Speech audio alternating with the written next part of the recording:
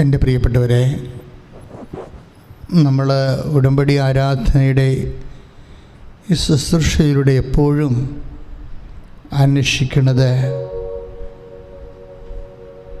കർത്താവിനെ എങ്ങനെ നമ്മുടെ ഹൃദയത്തിൽ അനുഭവിക്കാം.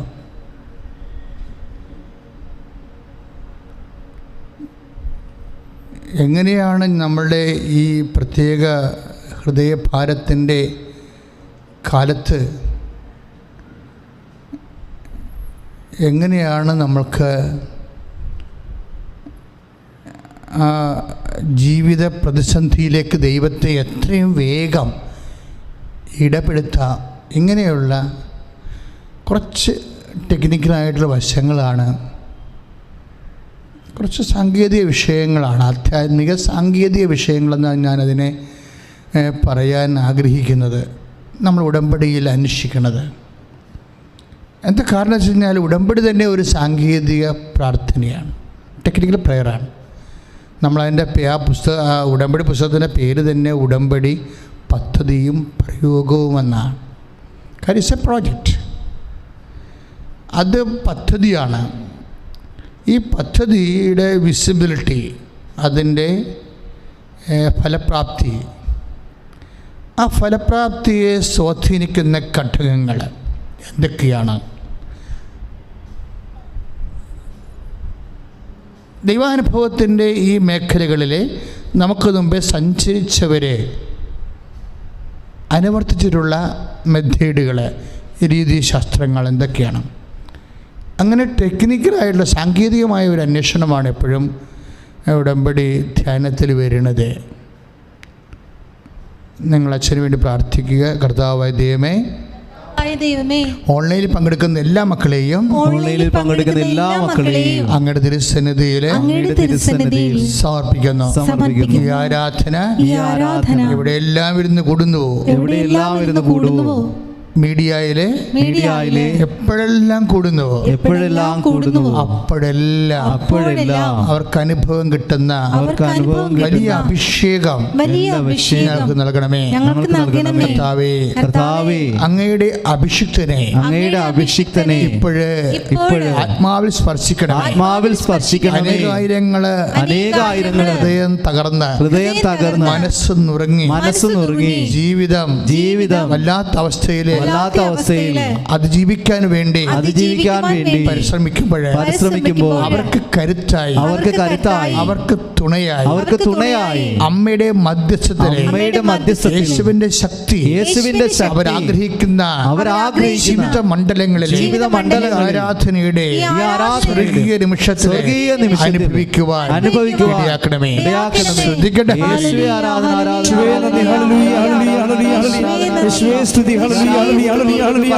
വലിയ സാന്നിധ്യം അനുഭവിക്കുവാനുള്ള കൃപ കൊടുക്കണമേ. അമ്മയുടെ സ്നേഹം വരുവാനുള്ള കൃപ കൊടുക്കണമേ. അനുഗ്രഹങ്ങൾ പ്രാപിക്കുവാനുള്ള കൃപ കൊടുക്കണമേ. ഒത്തിരി സ്നേഹത്തോടെ പ്രാർത്ഥിക്കുന്ന പരിശുദ്ധ ദിവസങ്ങളിലെ ഒരു സാക്ഷ്യം ഞാൻ വിശദീകരിച്ചായിരുന്നു. അതായത് എനിക്കതുകൊണ്ട് ആ സാക്ഷി ടീച്ചർ, കോതമംഗലത്തെ ടീച്ചറിൻ്റെ സാക്ഷിയാണ് കഴിഞ്ഞ ആഴ്ചയിൽ ഞാൻ വിശദീകരിച്ചത്. ആ സാക്ഷ്യം വിശദീകരിച്ചപ്പോൾ എൻ്റെ മനസ്സിനെ വല്ലാതെ സ്പർശിച്ച ഒരു വിഷയം, ഈ ഉടമ്പടി ധ്യാനത്തിന് സമയാതീതമായിട്ടുള്ള ഒരു അഭിഷേക ശക്തി ഉണ്ടെന്നുള്ളതാണ്. ഇപ്പം നിങ്ങൾ ഇന്ന് ആഗസ്റ്റ് 31 11:30 കൂടുന്ന ഈ ധ്യാനമില്ലേ, ഒരു പക്ഷേ നിങ്ങൾ 2025 ഏപ്രിൽ മാസം കൂടുമ്പോഴും ആ മൊബൈലിൽ നിന്ന് എടുത്തിട്ട് ആ ആരാധന കൂടുമ്പോഴും അതേ അനുഭവം ഉണ്ടാകാനുള്ള സാധ്യതയുണ്ട്. അതെന്ന് പറയാൻ കാര്യം, ഇപ്പോൾ കോതമംഗലത്തെ ടീച്ചറിൻ്റെ സാക്ഷ്യം നോക്കിയാൽ മതി, വല്ലാത്ത സാക്ഷ്യം. അത് നോക്കിയാൽ മതി. അതിപ്പോഴേ ഏതാണ്ട് 57,000 പേരോളം ഓൾറെഡി ആ സാക്ഷ്യം കണ്ടു കഴിഞ്ഞു. ദാറ്റ് മീൻസ് ജനങ്ങൾ ആ സാക്ഷ്യം ഏറ്റെടുത്തുന്നതാണ് എൻ്റെ അർത്ഥം. ടീച്ചർ പറഞ്ഞു ഒരു കാര്യം എൻ്റെ മനസ്സിനെ എപ്പോഴും ബാധിച്ചത്, ഞാൻ ഇത് ടീച്ചറിൻ്റെക്കെന്ന് മാത്രമല്ല വേറെ പല ആൾക്കാരുടെ സാക്ഷ്യത്തിൽ നിന്ന് കേട്ടിട്ടുണ്ട്. ടീച്ചറിൻ്റെ ഒരു പ്രത്യേക രീതി പഴയ ഉടമ്പടി ധ്യാനങ്ങളെ കേട്ടുകൊണ്ടിരിക്കുക. അപ്പോൾ ഒരു ദിവസം ടീച്ചർ അടുക്കളയിൽ ടി വിയിൽ ഉടമ്പടി ധ്യാനം വെച്ചുകൊണ്ടിരിക്കുകയാണ്. അത് അടുക്കള ജോലി ചെയ്തുകൊണ്ടിരിക്കുകയാണ്. അപ്പോൾ ആരാധനയുടെ സമയമായി കഴിഞ്ഞപ്പോൾ ആരാധനയിൽ അന്ന് എനിക്ക് കിട്ടിയ ഒരു മെസ്സേജ് ഞാൻ പറയുന്നുണ്ടായിരുന്നു, അത് പ്രാർത്ഥിക്കുന്നുണ്ടായിരുന്നു. കാര്യം ആരാധന നടത്തിക്കൊണ്ടിരിക്കുമ്പോൾ കർത്താവ് സാമ്പിൾ പോലെ കുറച്ച് സന്ദേശമൊക്കെ തരും, ദർശനമൊക്കെ തരും. അപ്പോൾ അതിൻ്റെ മനസ്സിന് ഡിസേൺ ചെയ്ത് നോക്കിയിട്ട് ഞാൻ ഫുൾ അതിനെക്കുറിച്ച് ആന്തരികമായി കോൺഫിഡൻ്റ് ആണെങ്കിൽ ഞാൻ ഉടനെ അത് സദസ്സിനോട് പറയും. അതായത് ഇന്ന കാര്യങ്ങൾ കാണുന്നുണ്ട്, കർത്താവ് അങ്ങനെയുള്ള വിഷമം അനുഭവിക്കുന്ന വ്യക്തികളെ സ്പർശിക്കുന്നുണ്ട് എന്ന് പറയും. അപ്പോൾ ആ സമയത്ത് കണ്ടത് കൈവെള്ള വിയർക്കുന്ന ഒരു ദർശനമാണ്. കൈവെള്ള വിയർക്കുന്നത്, ഞാൻ കൈവെള്ള വിയർക്കുമ്പോൾ അറിയാമല്ലോ, ഭയങ്കര കാര്യം. ഇപ്പോൾ എല്ലാം ഈ കർപ്പിക്കലെന്ന് പറഞ്ഞാലും പരീക്ഷയ്ക്ക് അതിൻ്റേതായിട്ടുള്ള ടെൻഷനുണ്ടാകും. ഇപ്പം കൈവെള്ള വിയർക്കുന്ന നല്ല കാര്യമല്ലേ, അതിനെക്കുറിച്ചത് അതിൻ്റെ വിഷമം അനുഭവിക്കാത്തവർക്കത് മനസ്സിലാകത്തില്ല. പക്ഷേ പരീക്ഷ എഴുതുന്നവരെ സംബന്ധിച്ചിടത്തോളം കൈവെള്ള വിയർക്കുന്നത് അവരുടെ ജീവിതം തന്നെ തീരണ ഒരവസ്ഥയാണ്. വെച്ചാൽ നമ്മളിങ്ങനെ കറുപ്പിച്ചുകൊണ്ടിരിക്കുന്ന സമയത്ത് കയ്യിൽ നിന്ന് വെള്ളം വിയർത്ത് ആ പേപ്പറെ വീഴും. അപ്പോൾ കറുപ്പിക്കുന്ന സ്ഥലത്ത് വെള്ളം വിയർത്ത് വീഴുമ്പോൾ അതോടെ കരച്ചിട്ട് വലുതാകും. അപ്പോൾ ആകപ്പാടെ അതുകൊണ്ട് കമ്പ്യൂട്ടർ ഇത് ഡിക്റ്റേറ്റ് ചെയ്യണമെങ്കിൽ ചിലപ്പോൾ നെഗറ്റീവായി പോകും. ഇങ്ങനെയുള്ള പേപ്പറെല്ലാം കമ്പ്യൂട്ടറിലാണ് ഡിക്റ്റേറ്റ് ചെയ്യണത്. കമ്പ്യൂട്ടറിനെ സംബന്ധിച്ചിടത്തോളം അതിന് നേരത്തെ കൊടുത്തിരിക്കുന്ന ഡേറ്റ അനുസരിച്ചാണല്ലോ ഡിക്റ്റേഷൻ വരുന്നത്. ഇപ്പോൾ ചെറിയ കുത്തിന് പകരം വലിയ കുത്താണെങ്കിൽ ചിലപ്പോൾ കമ്പ്യൂട്ടർ ഡിക്റ്റേറ്റ് ചെയ്യത്തില്ല. അപ്പോൾ എന്താ പ്രശ്നം ചെയ്ത് അത് പരീക്ഷ എഴുതുന്നവർക്ക് മഷി കൊണ്ട് പേര കൊണ്ട് എഴുതുന്നവർക്ക് ഇതിൻ്റെയൊക്കെ പ്രശ്നമാണ്. കാരണം അക്ഷരത്തിലെല്ലാം വീഴും. അപ്പം ഞാനിങ്ങനെ ഈ വിഷയത്തിന് വേണ്ടി നിങ്ങളിപ്പോൾ പ്രാർത്ഥിക്കണം. കർത്താവ് ആരെയോ ഈ മേഖലയിൽ സുഖപ്പെടുത്തുന്നതായിട്ട് തോന്നണ കൊണ്ടാണ് ഞാനിത് പറയണമെന്ന് പറഞ്ഞു. കാര്യം അത് അതായത് ഡിവൈഡ് ഓഫ് എനി ബേസ്മെൻറ്റ്, അങ്ങനെ ഒരു സാക്ഷ്യം, അങ്ങനെയാണ് ഡിസേൺമെൻറ്റ് ഞാൻ എടുക്കുന്നത്. ഞാനെടുക്കുന്ന ഡിസേൺമെൻറ്റ് ശാസ്ത്രത്തിൽ അത് തന്നെ പറയണത്. അതായത് നമ്മളുടെ ചിന്തകൾക്ക്, നമ്മുടെ മനസ്സിൽ വരുന്ന ചിന്തകൾ അല്ലെങ്കിൽ മനസ്സിൽ വരുന്ന ദർശനങ്ങൾ, ഇതിന് ഡിവൈഡ് ഓഫ് എനി ബേസ്മെൻറ്റ്, നമ്മൾ നേരത്തെ ചിന്തിച്ചതോ ഇന്നലെ ചിന്തിച്ചതോ ഇപ്പം ചിന്തിച്ചതോ കയറാവുന്ന പ്രാർത്ഥനയിൽ ഓർത്തതോ ഒന്നുമല്ലാതെ കേവലമായിട്ട് വരും. ഒരുപാടത്തും തട്ടിമുട്ടാതെ കേവല സന്ദേശം വരും. അപ്പം കേവല സന്ദേശം അത് 100% പരിശുദ്ധാത്മാവിൻ്റെ ആയിരിക്കും. അപ്പം അങ്ങനെ എനിക്ക് ആന്തരിക ബോധ്യം കിട്ടുമ്പോൾ ഞാനത് പറയും. അത് പറയുമ്പോൾ നിങ്ങൾ ഓർക്കും that particular person is healing. അങ്ങനെയല്ല ധരിക്കേണ്ടത്. കർത്താവ് ഈ ആരാധനയിലുണ്ട്. ബുദ്ധിയും ബോധവും ഉള്ളവർ, പരിശുദ്ധാത്മാവിനെക്കുറിച്ച് അഭിഷേക നിലവാരത്തിലിരിക്കുന്നവർ ഉടനെ അവിടെ ഉള്ളിൽ പരിശുദ്ധാത്മ പറയും, ഈ മെസ്സേജിൻ്റെ അർത്ഥം ഈ ആരാധനയെ പരിശുദ്ധാത്മാവ് ഏറ്റെടുത്തിട്ടുണ്ട്. ആരാധനകളെ ഇപ്പം നിങ്ങളൊക്കെ എല്ലാ ആരാധനകളെയും പരിശുദ്ധാത്മാവ് ഏറ്റെടുക്കട്ടില്ലെന്ന് ചോദിച്ചു കഴിഞ്ഞാൽ ഭയങ്കര ബുദ്ധിമുട്ടാണ് പറയാൻ. കാര്യം വെച്ച് കഴിഞ്ഞാൽ ചില ആരാധനകൾ യാന്ത്രിക ആരാധനകളാവും. നമ്മളത് യൂട്യൂബിൽ എന്തുമാത്രം ആരാധന കിടക്കണം, അത് കേൾക്കുമ്പോൾ അറിയാൻ പറ്റും.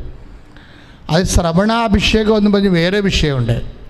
അതായത് കർത്താവ് ഒരു വചനം പറയുമ്പോൾ അത് ശ്രവിക്കാൻ വേണ്ടി നിങ്ങൾക്ക് പ്രത്യേക അഡീഷണൽ ഗ്രേസ് തരും. അതാണ് കേൾക്കാൻ ചെവിയുള്ളവൻ കേൾക്കട്ടെ എന്നൊക്കെ ഈശോ പറയത്തില്ലേ. ഇപ്പം മത്തായി ശ്രീകാട് സുവിശേഷമില്ലേ 13:9 കേൾക്കാൻ ചെവിയുള്ളവൻ കേൾക്കട്ടെ എന്ന് വെച്ചാൽ അതിൻ്റെ അർത്ഥം എന്താ? മത്തായി ശ്രീകാട് സുവിശേഷം 13:9 കേൾക്കാൻ ചെവിയുള്ളവൻ കേൾക്കട്ടെ. അപ്പോൾ നിങ്ങൾക്ക് എന്നാ പരിപാടി? എല്ലാത്തിനും ചെവിയില്ലേ? ചെവിയില്ലെന്നാണ് കർത്താവ് പറയണത്. ചെവിയില്ലെന്നാണ് പറയണത്. അതായത് വചനം കേൾക്കുന്നതിന് there is a special hearing anointment. ഒരു വചനം കേൾക്കുന്നതിനും ഇപ്പോൾ വചനം പറയുന്നതിന് അനോയിൻമെൻ്റ് ഉള്ളതുപോലെ തന്നെയാണ് വചനം കേൾക്കുന്നതിനും അനോയിൻമെൻ്റ് ഉണ്ട്. നിങ്ങളുടെ ചെവി ഒന്ന് പൊത്തിക്കേ, ഇതിങ്ങനെ 2 കൈ കൊണ്ട് ഇങ്ങനെ പൊത്തിക്കേ. അച്ഛനോട് ഏറ്റുപറ. കർത്താവായ ദൈവമേ, അങ്ങയുടെ വചനം അങ്ങ് ആഗ്രഹിക്കുന്നത് പോലെ ഞാൻ കേൾക്കുവാനും ഗ്രഹിക്കുവാനും അതനുസരിച്ച് അങ്ങയുടെ വചനം ആദരവോടെ ആരാധനയോടെ സ്വീകരിക്കപ്പെടുവാനും എനിക്ക് ശ്രവണാഭിഷേകം നൽകണമേ. ശ്രദ്ധിക്കട്ടെ. ഹല്ലേലൂയ. വചനം കേൾക്കുവാനും ശ്രമിക്കുവാനും മനസ്സിലാക്കുവാനും ഗ്രഹിക്കുവാനുള്ള വലിയ കൃപ നൽകണമേ. അതിനായി പരിശുദ്ധാത്മാവിനെ ഞങ്ങളുടെ ജീവിതത്തിലേക്ക് ഹൃദയത്തിലേക്കും അങ്ങൊടുക്കണമേ എന്ന് പ്രാർത്ഥിക്കുന്നു. ആരാധന ആരാധന ആരാധന ആരാധന ആരാധന ആരാധന. ഇതിനാണ് ശ്രവണാഭിഷേകം ദൈവം കൊടുക്കുന്നത്.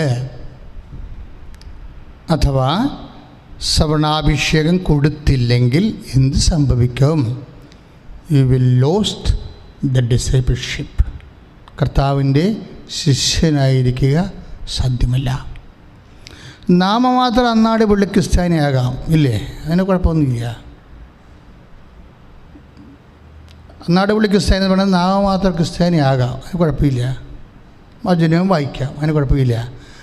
വചനം ഗ്രഹിക്കുക എന്നുള്ളത് അതെന്തോരം ലളിതമായിരിക്കുന്നു. എന്താണ് ശ്രവണാഭിഷേകത്തിൻ്റെ ഗുണം? കഠിന വചനങ്ങൾ ലളിതമാക്കപ്പെടും. പരുത്തവ മൃദുവാക്കപ്പെടുമെന്ന് യോഹന്നാൻ മാതാനയുടെ വചനങ്ങളിലില്ലേ? അതുപോലെ തന്നെ കഠിന വചനങ്ങൾ ബേസിക്കായിട്ട് കഠിനമല്ല. പക്ഷേ ഒരാളിന് ശ്രവണാഭിഷേകത്തിന് ലഭിച്ചിരിക്കുന്ന ആനുപാതികമനുസരിച്ച് കൊണ്ട് അയാൾക്ക് കഠിനമോ ലഘുവോ ആകാം. ഇപ്പോഴേ ഉദാഹരണം, യേശുക്രിസ്തുവിനെക്കുറിച്ച് ഈശോ പറയുന്ന ഭാഗങ്ങളിലെ എൻ്റെ ശരീരം യഥാർത്ഥ ഭക്ഷണമാണ്, എൻ്റെ രക്തം യഥാർത്ഥ പാനീയമാണ്. എൻ്റെ ശരീരം ഭക്ഷിക്കുന്നവൻ എന്നിലും ഞാൻ അവനിൽ വസിക്കുന്നു. സജീവനായ പിതാവാണ് എന്നെ അയച്ചത്. അതുപോലെ പിതാവ് മൂലം ഞാൻ ജീവിക്കുന്നു. അതുപോലെ എന്നെ ഭക്ഷിക്കുന്നവൻ ഞാൻ മൂലം ജീവിക്കും. പിതാക്കന്മാർ മരുഭൂമിയിൽ വെച്ച് മന്ന ഭക്ഷിച്ചു. അതുപോലെയല്ല ഈ അപ്പം ഭക്ഷിക്കുന്നവൻ നിത്യം ജീവിക്കും. ലോകത്തിൻ്റെ ജീവന് വേണ്ടി ഞാൻ നൽകുന്ന അപ്പം ഇസ് മൈ ബോഡി, എൻ്റെ ശരീരം തന്നെയാണ് എന്ന് പറഞ്ഞപ്പോൾ പത്രോസിന് അത് ലളിതമായിട്ട് തോന്നി, ഒരു പ്രശ്നമില്ല. പത്രോസിന് അത് ലളിതമായിട്ട് തോന്നി, ഒരു പ്രശ്നമില്ല. മത്തായിക്ക് അത് ലളിതമായിട്ട് തോന്നി, ഒരു പ്രശ്നമില്ല. പക്ഷെ വേറെ കുറേ ആൾക്കാരുടെ നിൽപ്പുണ്ടായിരുന്നു, ശിഷ്യന്മാരെന്ന വേഷവും കെട്ടിയിട്ട്. അവന്മാർ പറഞ്ഞു, നോ ദിസ് ഇസ് ഹോട്ട്, ഈ വചനം കുറേ കഠിനമാണെന്ന് പറഞ്ഞ്. അതാണ് 6:60 നമ്മൾ വായിക്കണത്. യോഹന്നാൻ്റെ സുവിശേഷം 6:60 ഈ വചനം കഠിനമാണ്. ആർക്കാണ്? അവർക്ക് മാത്രമാണ്. പത്രോസ് അവിടെ നിൽക്കുന്നുണ്ട്. അങ്ങേർക്കൊരു വചനം കഠിനമല്ല. എന്താ കാര്യം? അയാൾക്ക് കേൾക്കാനുള്ള ചെവി കിട്ടിയിട്ടുണ്ട്, ശ്രവണാഭിഷേകം കിട്ടിയിട്ടുണ്ട്. അപ്പോൾ വചനം ബേസിക്കായിട്ട് ലളിതമാണ്. ചില ആൾക്കാർക്ക് അത് കഠിനമായി മാറുന്നത് it is based upon there faith. അത് അവർക്ക് ലഭിച്ചിരിക്കുന്ന വിശ്വാസത്തിൻ്റെ അടിസ്ഥാനത്തിലാണ്. അവർക്ക് ലഭിച്ചിരിക്കുന്ന വിശ്വാസത്തിൻ്റെ അടിസ്ഥാനത്തിലാണ് വചനം അവർക്ക് ലളിതമോ കഠിനമോ ആകുന്നത്. ഇപ്പോഴേ ഹെബ്രായർ നമ്മൾ വായിക്കുന്നില്ലേ 4:2 ഹെബ്രായർ 4:2 എന്താ എഴുതിയിരിക്കുന്നത്? അവർ കേട്ട വചനം, ഏറ്റു പറഞ്ഞേ, അവർ കേട്ട വചനം അവർക്ക് പ്രയോജനപ്പെട്ടില്ല. കാരണം അവരതിൽ വിശ്വസിച്ചില്ല. അതാണ് പ്രശ്നം. വചനത്തിൻ്റെ അല്ല പ്രശ്നം. വചനം ലളിതമോ കഠിനമോ ആകുന്നത് നമ്മൾ അതിൽ ഇൻവെസ്റ്റ് ചെയ്തിരിക്കുന്ന വിശ്വാസത്തിൻ്റെ തോതനുസരിച്ചാണ്. എന്തുമാത്രം വിശ്വാസം. ഇപ്പം യേശു ഒരു കാര്യം പറഞ്ഞാൽ എനിക്കത് ലളിതമായിട്ട് തോന്നാൻ കാര്യം തോമാശ്ലീഹയുടെ വിശ്വാസം ഉള്ളതുകൊണ്ടാണ്. തോമാശ്ലീഹയുടെ വിശ്വാസമാണ് ഏറ്റവും ലളിതമായ വിശ്വാസം. എന്താ കാര്യം വെച്ച് കഴിഞ്ഞാൽ, യേശു ഇപ്പം ലാസറിനെ ഉയർപ്പിക്കാൻ പോകുമ്പോൾ നമ്മുടെ സ്നേഹിതനായ ലാസർ ഉറങ്ങുകയാണ് എന്ന് പറയുമ്പോൾ പത്രോസ് പറയും, ഉറങ്ങുകയാണെങ്കിൽ ഉറങ്ങട്ടെ എന്ന് പറയും. അപ്പോഴെന്താണ്? ആ വചനം പത്രോസിന് കഠിനമായി. അപ്പോൾ തോമാശ്ലീഹായ്ക്ക് ആ വചനം ലളിതമാണ്. എന്താ? ഉറങ്ങുകയാണെങ്കിൽ ഉറങ്ങട്ടെ എന്നും പറഞ്ഞുകൊണ്ട് അവനെ ഇനി ഡിസ്റ്റർബ് ചെയ്യാൻ പോകണ്ട, നമ്മൾ വെറുതെ പോയി പണി മേടിക്കേണ്ട എന്ന് പറഞ്ഞുകൊണ്ട് പത്രോസ് ആ വചനം നടപ്പിൽ വരുത്തുന്നതിന് വിമുഖത കാണിച്ചുകൊണ്ട് വചനം കഠിനമായി നിൽക്കുന്നൊരു സമയമുണ്ട്. അപ്പോൾ ആ തോമാശ്ലീഹയ്ക്ക് ആ വചനം ലഘുവാണ്. എന്താണ്? തോമാശ്ലീഹ പറഞ്ഞു, കൂടിപ്പോയാൽ എന്നാ സംഭവിക്കും? മരിക്കുമായിരിക്കുമോ? എൻ്റെ അപ്പുറത്തൊന്നും സംഭവിക്കത്തില്ലല്ലോ, നമുക്കും പോയി അവൻ്റെ കൂടെ മരിക്കാം.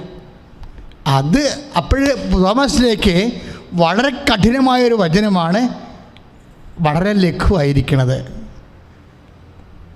അതാണ് നമ്മൾ വായിക്കുന്നത് 11:16 യോഹന്നാൻ്റെ സുവിശേഷം. നമുക്കും പോയി അവനോടുകൂടെ മരിക്കാം. അപ്പോൾ സ്വന്തം ജീവനേക്കാൾ യേശുവിനെ സ്നേഹിച്ചത് കൊണ്ടാണ് തോമാശ്ലീഹയ്ക്ക് വചനം പത്രോസിനേക്കാൾ ലഘുവായിട്ട് തോന്നിയത്.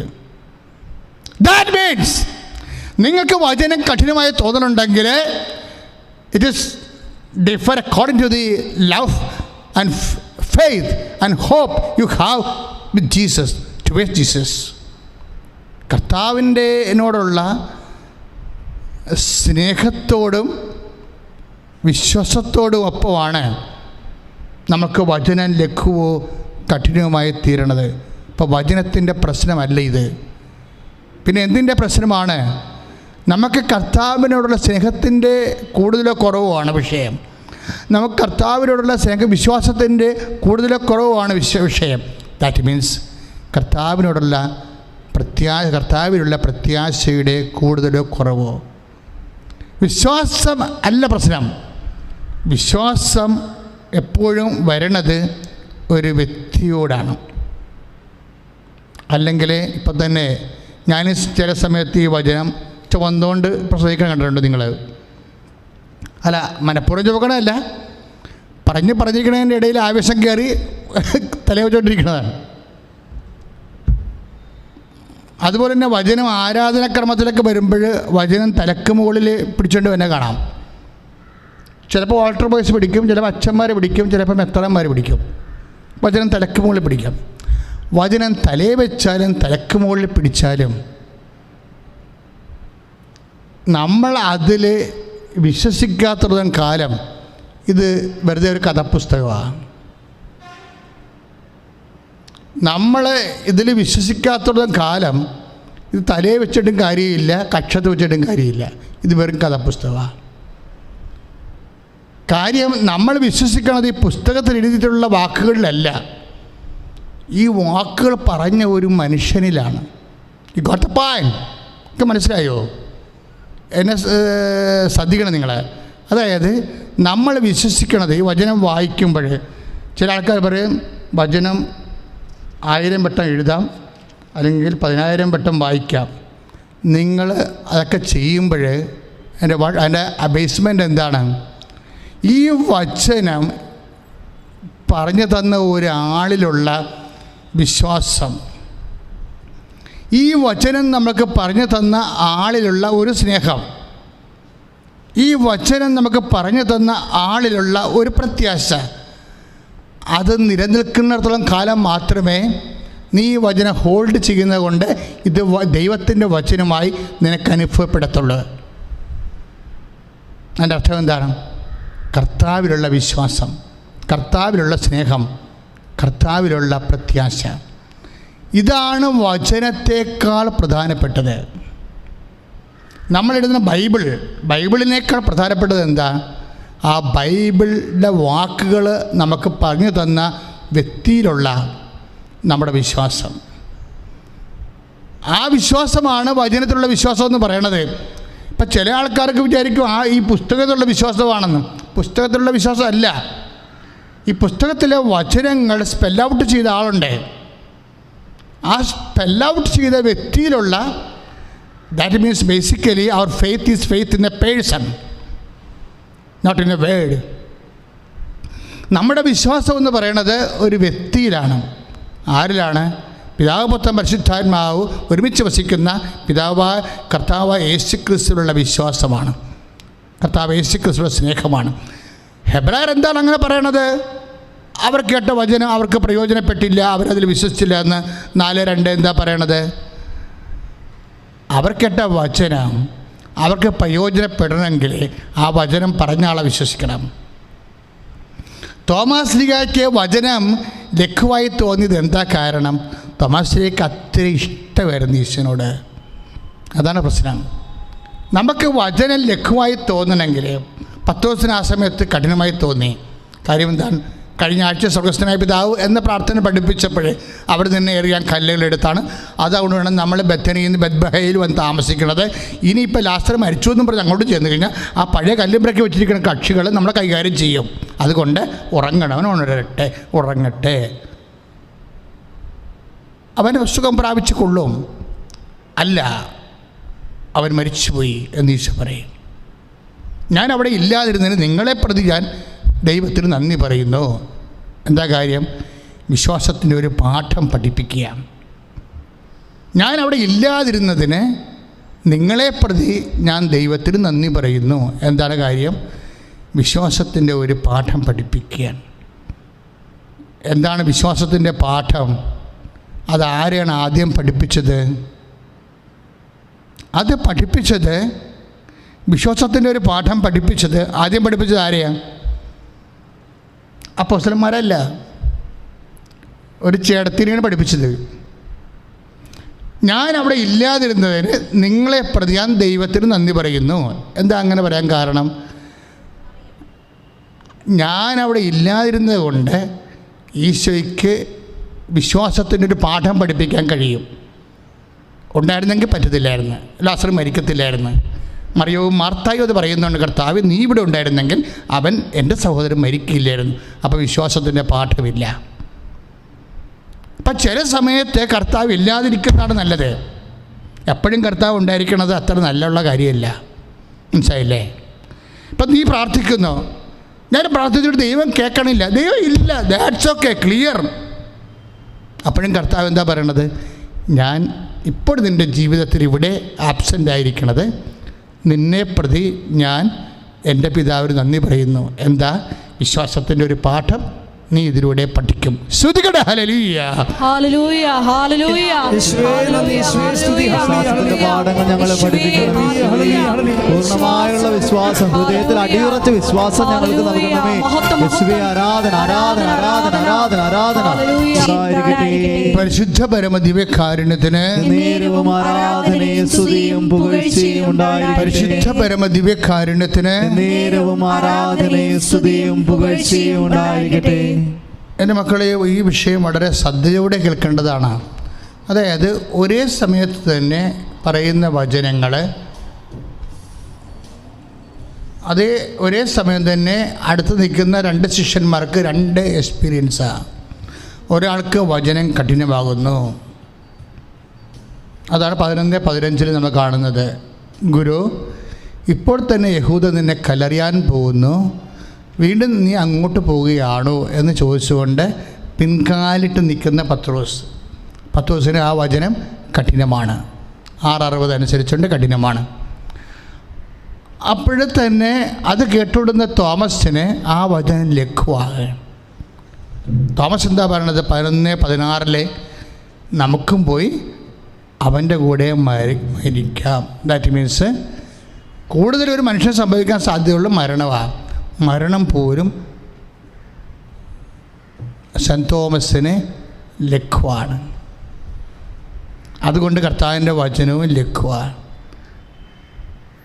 അപ്പോഴും ഭയമാണ് വചനത്തെ കഠിനമോ ലഘുവോ ആക്കി മാറ്റുന്ന ഒന്നാമത്തെ ഘടകം. രണ്ടാമത്തെ ഘടകം എന്താണ്? സ്നേഹം.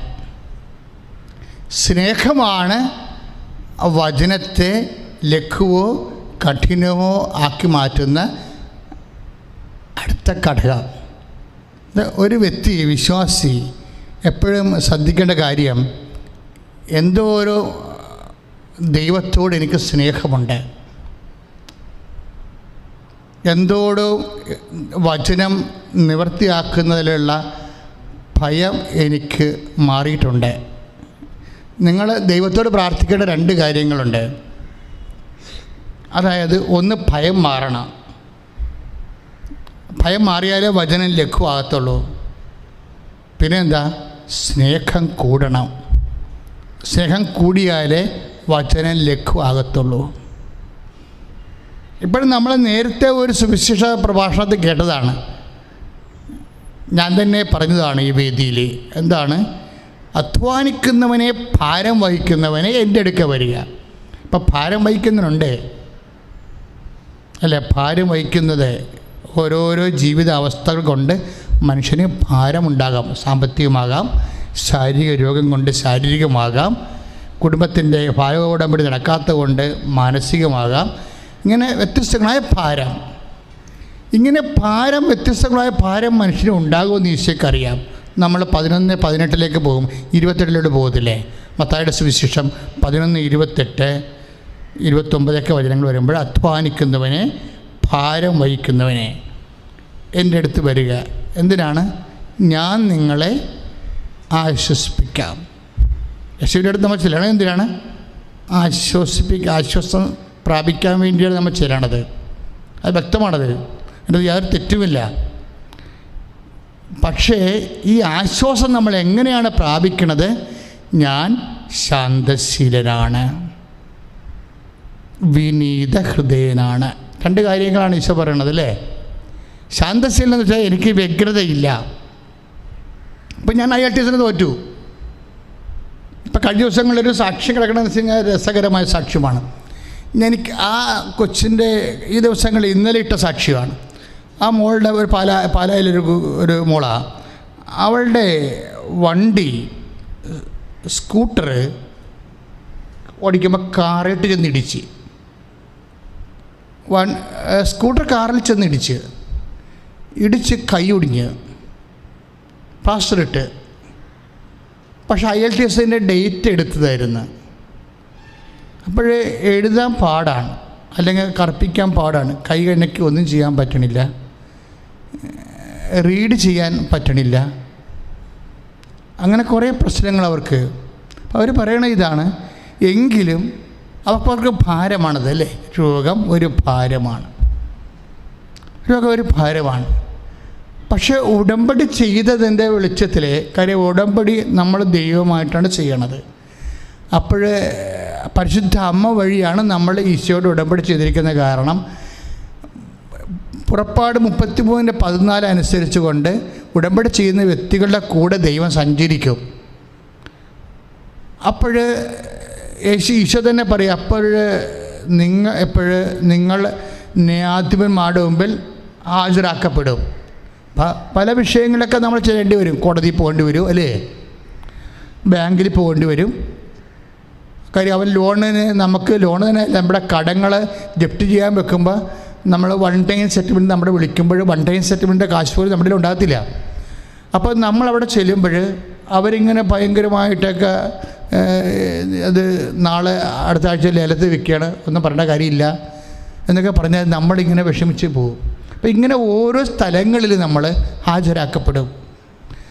അപ്പോൾ ഇങ്ങനെ ഹാജരാക്കപ്പെടുന്ന സ്ഥലങ്ങളിൽ വെച്ച് പേടിക്കണ്ട എന്ന് നമ്മളോട് പറയണത് ഈശോ മാത്രമാണ്. നിങ്ങളിങ്ങനെ ഓരോ സ്ഥലങ്ങളിൽ ഹാജരാക്കപ്പെടും. കോടതി ചെല്ലും, ചിലപ്പോൾ നമ്മുടെ വക്കീലൊക്കെ ചിലപ്പോൾ വാദിച്ച് തോക്കണ കാണാം. കാര്യം വക്കീൽമാർ തമ്മിൽ അഡ്ജസ്റ്റ്മെൻ്റ് ഉണ്ടെന്നുണ്ടെങ്കിൽ തീർച്ചയായിട്ടും ആ കേസ് ചിലപ്പോൾ തോക്കണതായിരിക്കും വക്കീലിന് നല്ലത്. കാരണം ജയിക്കണ വക്കീലിന് മിക്കവാറും ചിലപ്പോൾ 5 ലക്ഷം കിട്ടുകയാണെങ്കിൽ അതിൽ 1 ലക്ഷം ഇയാൾക്ക് കൊടുക്കാമെന്ന് പറഞ്ഞാൽ ഇയാൾ തോറ്റു കൊടുക്കാൻ തയ്യാറാകും. വക്കീൽമാർ തമ്മിൽ ചില വക്കീൽമാർ, എല്ലായിടത്തും അല്ല, ചില വക്കീൽമാർ തമ്മിൽ ഇതുപോലെ ബിസിനസ് അറേഞ്ച്മെൻ്റ് ഉണ്ട്. അവർക്കെല്ലാം കേസ് ബിസിനസ്സാണ്. അപ്പോഴങ്ങനെ വരുമ്പോൾ നമ്മുടെ വക്കീൽ നിയമങ്ങൾ അറിയാമെങ്കിലും ഒന്നും പറയത്തില്ല. ബബ്ബ അടിച്ചങ്ങനെ ജഡ്ജിയുടെ മുമ്പിൽ അല്ലെ മജിസ്ട്രേറ്റിൻ്റെ മുമ്പിൽ ബബ്ബ അടിച്ച് നിൽക്കും. അപ്പോൾ എൻ്റെ സഹപ്രവർത്തകർ വിജയകുമാറിൻ്റെ ഒരു കേസ് ഞാൻ എപ്പോഴും ഓർക്കും. അങ്ങേരുടെ വക്കീൽ കോടതിയിൽ ജഡ്ജിയോട് ബബ്ബ അടിച്ച് നിൽക്കുകയാണ്. നിയമങ്ങളറിയാം, പക്ഷേ മറ്റേ വക്കീൽ കത്തിക്കയറിക്കൊണ്ട് നിൽക്കുകയാണ്. ആ സമയത്ത് എന്നാ ചെയ്തെന്ന് വെച്ച് കഴിഞ്ഞാൽ വിജയകുമാർ എന്നെ വിളിച്ചിട്ട് പറഞ്ഞ്, അച്ഛാ ഇതെന്ത് ചോദിച്ചാൽ നമ്മുടെ വീടും പോണ ലക്ഷണമാണ്. കാര്യം വീട്ടിൽ സ്വന്തം വീട്, നേരത്തെ താമസിക്കുന്ന വീട് വാടക കൊടുത്ത പ്രശ്നമാണ്. ആ വാടകക്കാർ ഇറങ്ങേണ്ട സമയമായപ്പോൾ ഇരുമ്പ് പടി എടുത്ത് അവിടെ മുഴുവൻ തല്ലി ഒടിച്ചിട്ട് ക്രിമിനൽ കേസിന് ഉടയക്കാരൻ്റെ പേരിൽ കേസ് കൊടുത്തിരിക്കുകയാണ്. കള്ളക്കേസ് തന്നെ വഴി നോക്കണം. എന്നിട്ട് കൊടുക്കണ പടം എല്ലാം കൊടുത്തിട്ട് പോലീസ് വരെ അങ്ങേർക്ക് ക്രിമിനലിന് അനുകൂലമായി നിൽക്കുകയാണ്. അപ്പം അങ്ങനെയുള്ള സമയത്ത് FIR എഴുതിപ്പോയില്ലേ? എഴുതിപ്പോയത് ഇങ്ങനെ ക്രിമിനലായിട്ടല്ല എഴുതി. ഉടയക്കാരനെ പിടിച്ചു കെട്ടണ കാലമാണെന്ന് പറഞ്ഞ പോലെ ഉടയക്കാരനെ ക്രിമിനലായിട്ട് എഴുതി വെച്ചിരിക്കണത്. ആര്? ക്രിമിനല്, ആ തല്ലിപ്പൊളിച്ചവൻ. വാടകക്കാരൻ അവന് ഇറങ്ങാൻ ഇഷ്ടമില്ലാത്തത് കൊണ്ട് അവിടെ നിന്ന് അതിനെ നവംബർ മാസം 11-ാം തീയതിക്ക് മുമ്പ് തന്നെ അതിൻ്റെ അകത്ത് കയറി അടിച്ച് തല്ലി ചീലെല്ലാം പൊട്ടിച്ച് അലമാരിയെല്ലാം താഴെപ്പോട്ട് പൊളിച്ച് കളഞ്ഞ്. എന്നിട്ട് ഉടയക്കാരൻ നിയമാനുസൃത എഗ്രിമെൻറ്റിന് വിരുദ്ധമായിട്ട് ഞങ്ങളെ അടിച്ചിറക്കാൻ വേണ്ടി ഇതിനെ കയറി തല്ലി ഗുണ്ടകളുമായിട്ട് തല്ലി പൊളിച്ചെന്ന് പറഞ്ഞ് സാക്ഷികളെ വെച്ചിരിക്കുകയാണ്. എന്തൊരു കേസാണ്! സാക്ഷികളെ എത്ര സാക്ഷികളെ വേണം നിങ്ങൾക്ക്? കാണാത്തത് കണ്ടെന്ന് പറയാൻ എത്രയും സാക്ഷികളെ വേണം.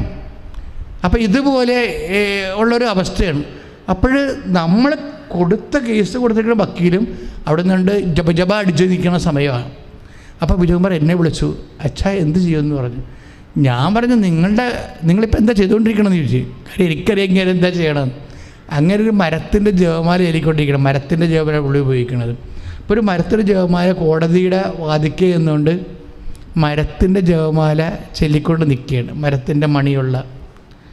അപ്പോൾ പക്ഷേ വക്കീൽ പറയണ ഇങ്ങൾക്ക് നല്ല കേസിനെക്കുറിച്ച് നല്ല ബോധമുള്ള കാരണം ഇത് ചെന്നാൽ പണി മേടിക്കുമെന്ന് ഇങ്ങൾക്കറിയാം. അതാണ് എന്നെ വിളിച്ചത്.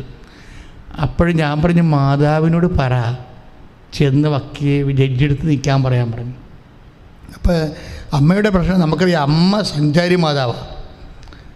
അമ്മ നമ്മളെ ആശ്രയിക്കുന്നവരെ അമ്മ സംരക്ഷിക്കും. ഇപ്പോൾ ഈ കേസ് കത്തിക്കറി ഉടനെ വിജയകുമാർ കൊന്തയിൽക്കൊണ്ട് നിൽക്കുകയല്ലേ? അല്ല, അപ്പോൾ കൊന്തെടുത്തതല്ലേ? അപ്പം കൊന്തെടുത്തതല്ലേ? ഇതാണ് പ്രശ്നം. നമ്മൾ ദൈവമായിട്ടുള്ള ബന്ധമെന്ന് പറയണത് ഇന്ന് ഇൻ്റർവെല്ലൊന്നും ഇല്ല. സിനിമക്കൊക്കെ ഇൻ്റർവെല്ലുണ്ട് അല്ലേ? ഇൻ്റർവെല്ലെന്ന് എഴുതി കാണിക്കും. പ്രാർത്ഥനാ ജീവിതത്തിന് ഇൻ്റർവെൽ എഴുതി കാണിക്കത്തില്ല. പ്രാർത്ഥനാ ബുദ്ധിയും ബോധവും ഉള്ളവൻ എപ്പോഴും കർത്താവുമായിട്ട് കണക്ട് ചെയ്തുകൊണ്ടിരിക്കും. നിങ്ങൾക്കെല്ലാം കുറച്ച് പേരൊക്കെ പണി കിട്ടണതിൻ്റെ കാര്യം നിങ്ങളുടേതെല്ലാം ഇങ്ങനെ ഒക്കേഷണൽ പ്രെയറാണ്. അപ്പോഴപ്പോഴുള്ള അവസരത്തിനടിസ്ഥാനമായ പ്രാർത്ഥന. അങ്ങനെയല്ല, നമുക്കൊരു ബന്ധമേ ഉള്ളൂ. ആ ബന്ധം എപ്പോഴും കീപ്പ് ചെയ്തുകൊണ്ടിരിക്കണം. ഇപ്പോൾ പുള്ളിക്കാരൻ അങ്ങനെ ഒരു ടൈപ്പാണ്. കാര്യം അനുഭവിച്ചറിഞ്ഞ് വിശ്വാസം സ്വീകരിച്ച ആളാണ്. അല്ലാതെ റെഡിമെയ്ഡ് ക്രിസ്ത്യാനിയുടെ അപ്പൻ ക്രിസ്ത്യാനി അമ്മ ക്രിസ്ത്യാനി ആയതുകൊണ്ട് എനിക്ക് ത്രേസ്യാന്ന് പേരിട്ടിരിക്കണം അങ്ങനെയുള്ള റെഡിമെയ്ഡ് ക്രിസ്ത്യാനി അല്ല. ഇതിന് ഈ പൗരത്വം, ഈ സ്വർഗീയ പൗരത്വം വലിയ ജീവിതത്തിൻ്റെ വലിയ വില കൊടുത്ത് വാങ്ങിയ ആളാണ്. അപ്പം അങ്ങനെ പരിശീലിച്ച ആളാണ്. അപ്പോഴേ അമ്മേ ആരുമില്ലമ്മേ, അമ്മയല്ലേ അഡ്വക്കേറ്റ് എന്ന് ചോദിച്ചു. ആരുമില്ലമ്മേ, കാഴ്ച കൊടുത്ത് വേദിക്കുന്ന വക്കീൽ വരെ അവിടെ കൂടെയാണ്. അമ്മയല്ലേ അഡ്വക്കേറ്റ് എന്ന്. എൻ്റെ അഡ്വക്കേറ്റ്. അമ്മ പോയി ജഡ്ജിയെടുത്ത് നിൽക്കാൻ പറഞ്ഞു. കുറച്ച് കഴിഞ്ഞ് സെക്കൻഡ്, ഇത് പറഞ്ഞതേ ഉള്ളൂ, സെക്കൻഡ് കഴിഞ്ഞപ്പോൾ ജഡ്ജി നേരെ തന്നെത്താൻ എഴുന്നേക്ക്. എന്നിട്ട് ഈ വാദി എന്ന് പറയുന്ന കത്തിക്കരിക്കുന്ന വക്കീലിനെതിരെ അയാൾ 2-3 ക്വസ്റ്റ്യൻ അങ്ങോട്ട് ചോദിച്ച് അതോടുകൂടി അയാൾ പഠിക്കാൻ തുടങ്ങി. പിന്നെ വാദം അവസാനിപ്പിച്ചു, ജഡ്ജ്മെൻ്റ് എഴുതി. കാര്യം എല്ലാം ഫാബ്രിക്കേറ്റാണ്, എല്ലാം കള്ളത്തരവാണെന്ന് ജഡ്ജിക്ക് മനസ്സിലായി. ദാറ്റ് മീൻസ് നമ്മൾ ന്യായാധിപ സംഘത്തിൻ്റെ മുമ്പിൽ നിൽക്കുമ്പോഴേ എന്ത് പറയണം എന്ന് മുൻകൂട്ടി ആലോചിച്ചുറക്കാതിരിക്കാൻ ശ്രദ്ധിക്കുവിൻ. നിങ്ങൾ എന്താണ് പറയേണ്ടതെന്ന് ആ സമയത്ത് അറിവ് നൽകുമെന്ന്. ഇപ്പം നമ്മൾക്ക് നേരിട്ട് അറിവ് നൽകിയില്ലെങ്കിലും ആ സമയത്ത് ദൈവം പ്രവർത്തിക്കണ ഒരു ടൈമാണത്. അതിൻ്റെ മക്കളത് മനസ്സിലാക്കി. എവിടെയെങ്കിലും നിങ്ങൾ ഹാജരാകണമെന്ന് വിചാരിച്ചോ? ഇപ്പോൾ ഒരു IELTS പരീക്ഷയുടെ കാര്യം പറഞ്ഞാണ് ഞാൻ തുടങ്ങിയത്. എവിടെയെങ്കിലും ഇപ്പോൾ ജപ്തി നടപടി വന്ന് ബാങ്കിൽ പോകണം, നമ്മൾ ഹാജരാകണ്ടേ? നമ്മളൊരു കോളേജിൽ കുഞ്ഞിന് അഡ്മിഷൻ മേടിക്കാൻ പോവുകയാണ്, നമ്മൾ ഹാജരാകാൻ പോവുകയാണ്. ഇങ്ങനെ വ്യത്യസ്തങ്ങളായ മേഖലകളിൽ നമ്മൾ ഹാജരാകും. അപ്പോൾ നമ്മൾ ഹാജരാകുന്ന ആ സമയത്ത് നിൻ്റെ ദൈവം അവിടെ ഉണ്ടാകുമെന്നാണ് ഈശോ പറഞ്ഞത്. നിങ്ങൾ ഹാജരാകുന്ന സമയത്ത് ആ സമയത്തെക്കുറിച്ച് നമ്മൾ തിരിച്ചറിയണം. അത് ദൈവത്തിൻ്റെ സമയം തിരിച്ചറിയണമെന്ന് കർത്താവ് പല പ്രാവശ്യം പറഞ്ഞിട്ടുണ്ട്. സമയം നിങ്ങൾ തിരിച്ചറിയണമെന്നാണ്. ഇപ്പം ലൂക്ക 19 വായിക്കത്തില്ലേ? സന്ദർശനത്തിൻ്റെ സമയം എന്നൊക്കെ പറഞ്ഞ്. ശ്രദ്ധിക്കട്ടെ മക്കളെ. യേശുവേ സ്തോത്രം. ഹല്ലേലൂയ.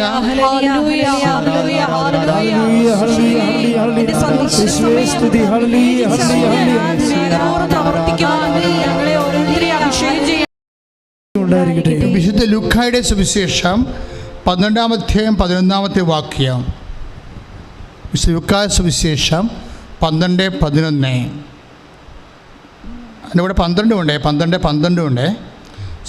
ഏറ്റു പറഞ്ഞ് സിനഗോഗുകളിലും അധികാരികളുടെയും ഭരണാധിപന്മാരുടെയും മുമ്പിലും അവർ നിങ്ങളെ കൊണ്ടുപോകുമ്പോൾ എങ്ങനെ എന്ത് ഉത്തരം കൊടുക്കണമെന്ന് എന്ത് പറയണമെന്നും ഉത്കണ്ഠാകുലരാകേണ്ട.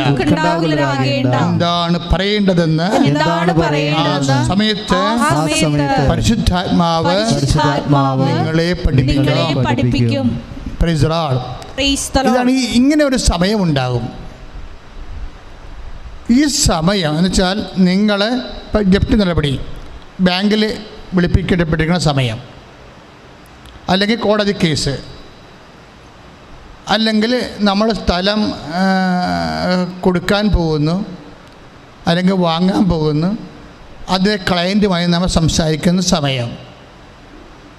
നിങ്ങൾ ആശുപത്രിയിൽ എന്തോ നടുവേദന ഒക്കെ തോന്നി ആശുപത്രിയിൽ പോയിട്ട് ഡോക്ടർ നിങ്ങളെ വല്ലാണ്ട് ടെസ്റ്റ് ചെയ്യണ സമയം.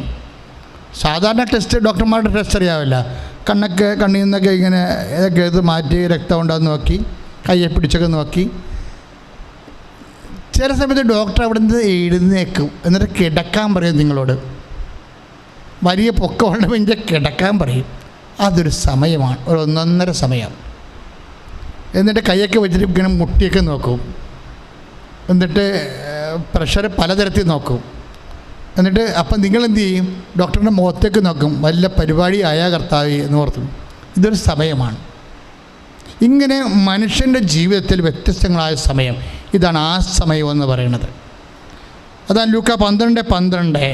ആ സമയം എന്താണ് പറയേണ്ടതെന്ന് ആ സമയത്ത്, ദാറ്റ് ടൈം. എല്ലാവർക്കും ഉണ്ടാവും ഈ ഒരു ആ സമയം. ആ സമയത്ത് എന്താ? അത് കർത്താവിൻ്റെ സമയമാണ്. You will be എക്സ്പിരിറ്റഡ്.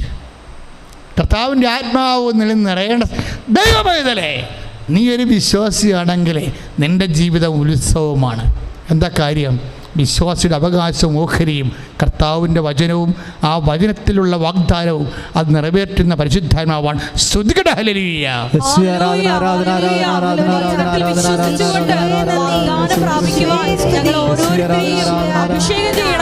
കാരുണ്യത്തിന്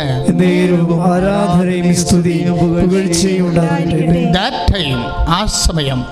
ലൂക്ക 12:12 ആ സമയം.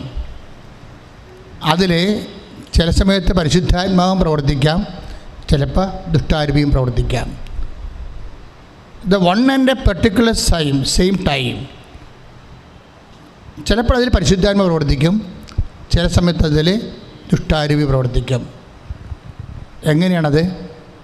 നിൻ്റെ വിശ്വാസത്തിൻ്റെ നിലവാരം അനുസരിച്ച്. ഒരു ടൈമാണ്. ഇപ്പോൾ ബാങ്ക് മാനേജർ പറയുകയാണ് ജപ്തി നടപടി എന്ന് പറയും. അത് ദുഷ്ടാരൂപി, നശിപ്പിൻ്റെ അരൂപി ആണ് പ്രവർത്തിക്കുന്നത്. എന്താണ്? യോഹന്നാൻ 10:10 കൊല്ലാനും നശിപ്പിക്കാനുമാണ് കള്ളം വരുന്നത്. ഇപ്പോൾ വാദി പ്രതിയാകണ രീതിയിൽ ജഡ്ജിമെൻ്റ് ഉത്തരം പറഞ്ഞാൽ എന്തു ചെയ്യും? ആ ജഡ്ജി അന്ന് ഉത്തരം പറഞ്ഞിരുന്നെങ്കിൽ, അന്ന് മാതാവിനെ അഡ്വക്കേറ്റായിട്ട് ആ ജഡ്ജിയുടെ പുറകിൽ കൊണ്ട് നിർത്താതിരുന്നെങ്കിൽ തീർച്ചയായിട്ടും ജഡ്ജി ആ വാദിഭാഗം വക്കീൽ വായിക്കുന്നതനുസരിച്ചുകൊണ്ട് ജഡ്ജ്മെൻ്റ് എഴുതിയിട്ടുണ്ടെങ്കിൽ തീർച്ചയായിട്ടും വിജയകുമാർ അകത്തു പോകും, ജയിലിൽ പോകും. കാരണം ക്രിമിനൽ കുറ്റമാണ്. ഒടേക്കാരൻ ജയിലിൽ പോകും. അപ്പോൾ ഒരേ സമയം തന്നെ പരിശുദ്ധാത്മാവും പ്രവർത്തിക്കാം, ഒരേ സമയം തന്നെ ദുഷ്ടാരൂപിയും പ്രവർത്തിക്കാം. അതുകൊണ്ടാണ് ഈശോ പറയുന്നത് ഇതിന് ദ ടൈം ഓഫ് വിസിറ്റ് എന്ന് പറയും. Time of visit, that time 12:12 that time, ആ സമയം എന്ന് പറയണത് ലൂക്കാ 19:44 എന്താണ് പറയണത്? അത് 19:44 നിന്നെയും നിൻ്റെ മക്കളെയും നശിപ്പിക്കുകയും നിന്നിൽ കല്ലിന്മേൽ കല്ല് ശിക്ഷിക്കാതിരിക്കുകയും ചെയ്യും. എന്തെന്നാൽ നിൻ്റെ സന്ദർശന ദിനം നീ അറിഞ്ഞില്ല. അതാണ് കുഴപ്പം. നാശം വെറുതെ വരുന്നതല്ല, മറിച്ച് ദൈവത്തെ അറിയാത്തത് മൂലം വരുന്നതാണ്. അതായത് നമ്മൾ ഇരുന്ന് മേടിക്കണമെന്ന് പറഞ്ഞില്ല, അതാണ് സംഭവം. ബാങ്കിലായാലും അഡ്മിഷനായാലും കോളേജിലായാലും എവിടെയായാലും ആശുപത്രിയിലായാലും നമ്മൾക്ക് മോശമായ സമയത്തെ നല്ല സമയമായി മാറ്റാം. എങ്ങനെ സമയമായി മാറ്റും? കർത്താവിൻ്റെ സമയമാണതെന്ന് നീ ആ സമയത്തിൽ കർത്താവിൽ പ്രഖ്യാപിക്കണം. And this time, the time of Jesus എന്ന് നീ പറയണം. ഇത് സാത്താൻ്റെ സമയമല്ല, ഇതെൻ്റെ കർത്താവിൻ്റെ സന്ദർശനത്തിൻ്റെ സമയമാണ്. 19:44 അനുസരിച്ച് കൊണ്ട് ഞാൻ നിൽക്കുന്നത് കർത്താവിൻ്റെ സന്ദർശന സമയമാണ്. അവിടെ ഞാനല്ല പ്രവർത്തിക്കേണ്ടതെന്ന് ഈശോ പറഞ്ഞിട്ടുണ്ട്. അത് നിങ്ങൾ ആയിരിക്കുകയില്ല. 12:12 ലൂക്ക, എൻ്റെ പിതാവിൻ്റെ പരിശുദ്ധാത്മാവായിരിക്കും നിങ്ങൾ വഴി സംസാരിക്കുക. കൈയിടിച്ച് കർത്താവ് ശ്രദ്ധിക്കട്ടെ.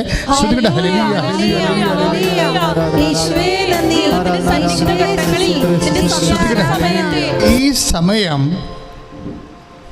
റിയലൈസ് ചെയ്യാനുള്ളൊരു കഴിവുണ്ട്, അത് പ്രധാനപ്പെട്ടതാണ്. വിശ്വാസം it is not a simple thing. വിശ്വാസം അത്രയ്ക്ക് വിശ്വാസത്തെക്കുറിച്ച് പഠിച്ചില്ലെങ്കിൽ വിശ്വാസം കൊണ്ട് ഉള്ള മുഴുവൻ പ്രയോജനം നമുക്കുണ്ടാകത്തില്ല. പറഞ്ഞ മനസ്സിലായോ? ഇപ്പം ഹെബ്രായർ 11:20 എന്താ പറയണത്? അല്ല 4:2 എന്താ പറയണത്? നീ കേട്ട വചനം നിനക്ക് പ്രയോജനപ്പെട്ടില്ല. കാരണം എന്താണ്? നീ അതിൽ വിശ്വസിച്ചില്ല. അപ്പം വിശ്വാസത്തിൻ്റെ ഉണ്ടാകുന്ന പ്രയോജനം എന്ന് പറയണത്, നമ്മൾക്ക് വിശ്വാസത്തെക്കുറിച്ച് കൃത്യമായ കാര്യങ്ങൾ അറിഞ്ഞില്ലെങ്കിൽ വിശ്വാസം കൊണ്ടുണ്ടാകുന്ന പല കാര്യങ്ങളും നമുക്ക് പ്രയോജനപ്പെടത്തില്ല. കുറച്ച് കാര്യങ്ങളൊക്കെ പ്രയോജനപ്പെടുന്നല്ലാതെ 100% കാര്യങ്ങൾ നമുക്ക് പ്രയോജനപ്പെടുത്തില്ല. ഇപ്പോൾ ഉദാഹരണത്തിന്, ഇപ്പോൾ നീ വിശ്വസിക്കുന്നു, ഞാൻ ഈ ടൈമിനെ കുറിച്ച് പറഞ്ഞില്ലേ, ടൈം എന്ന് പറഞ്ഞത് ഒരു കോൺഷ്യസാണ്. കോൺഷ്യസ് മാത്രമല്ല, പ്രഖ്യാപിക്കണം. നീ നിൽക്കുന്ന സമയത്തെ ഇതെൻ്റെ കർത്താവിൻ്റെ സമയമാണ്. ബാങ്കിലായാലും കോടതിയിലായാലും this time is the time of Jesus and my Jesus. കർത്താവേ, നീ സമയത്തിൻ്റെ രാജാവാണ്, ഈ സമയത്ത് നീ പ്രവർത്തിക്കാം. അപ്പോൾ ഞാനായിരിക്കില്ല, അങ്ങനെ പരിശുദ്ധാത്മാവാണ് എനിക്ക് വേണ്ടി പ്രവർത്തിക്കുകയെന്ന് അങ്ങ് പറഞ്ഞിട്ടുണ്ട്. And I believe it. ഞാനതിൽ വിശ്വസിക്കുന്നുവെന്ന് പറയണം. അതെന്താ പ്രശ്നം എന്ന് വെച്ച് കഴിഞ്ഞാൽ, ഈ വിശ്വസിക്കുന്നുവെന്ന് പറയാൻ ഇച്ചിരി സമയമെടുക്കും. എല്ലാവർക്കും അങ്ങനെ കയറി വിശ്വസിക്കുന്നു പറയാം. ചില ആൾക്കാർ 2 കൊല്ലം കഴിഞ്ഞേ പറയത്തുള്ളൂ. എൻ്റെ മക്കളെ, വിശ്വസിക്കുന്നുവെന്ന് പ്രഖ്യാപിക്കണമല്ല, യേശു കർത്താവാണെന്ന് ഹൃദയത്തിൽ വിശ്വസിക്കുകയും ദൈവം യേശു കർത്താവാണെന്ന് അധരം കൊണ്ട് ഏറ്റുപറയുകയും ദൈവം അവനെ മരിച്ചോ നീർപ്പിച്ചോ എന്ന് ഹൃദയത്തിൽ വിശ്വസിക്കുകയും ചെയ്യണില്ലേ? അതിന് പോലും ഹൃദയത്തിൽ വിശ്വസിക്കാം, പക്ഷെ അധരം കൊണ്ട് ഏറ്റുപറയാൻ നിങ്ങളെടുക്കുന്ന ടൈമില്ലേ, ആ ടൈമാണ് നിങ്ങളുടെ രക്ഷകനോ കൊലയാളിയോ.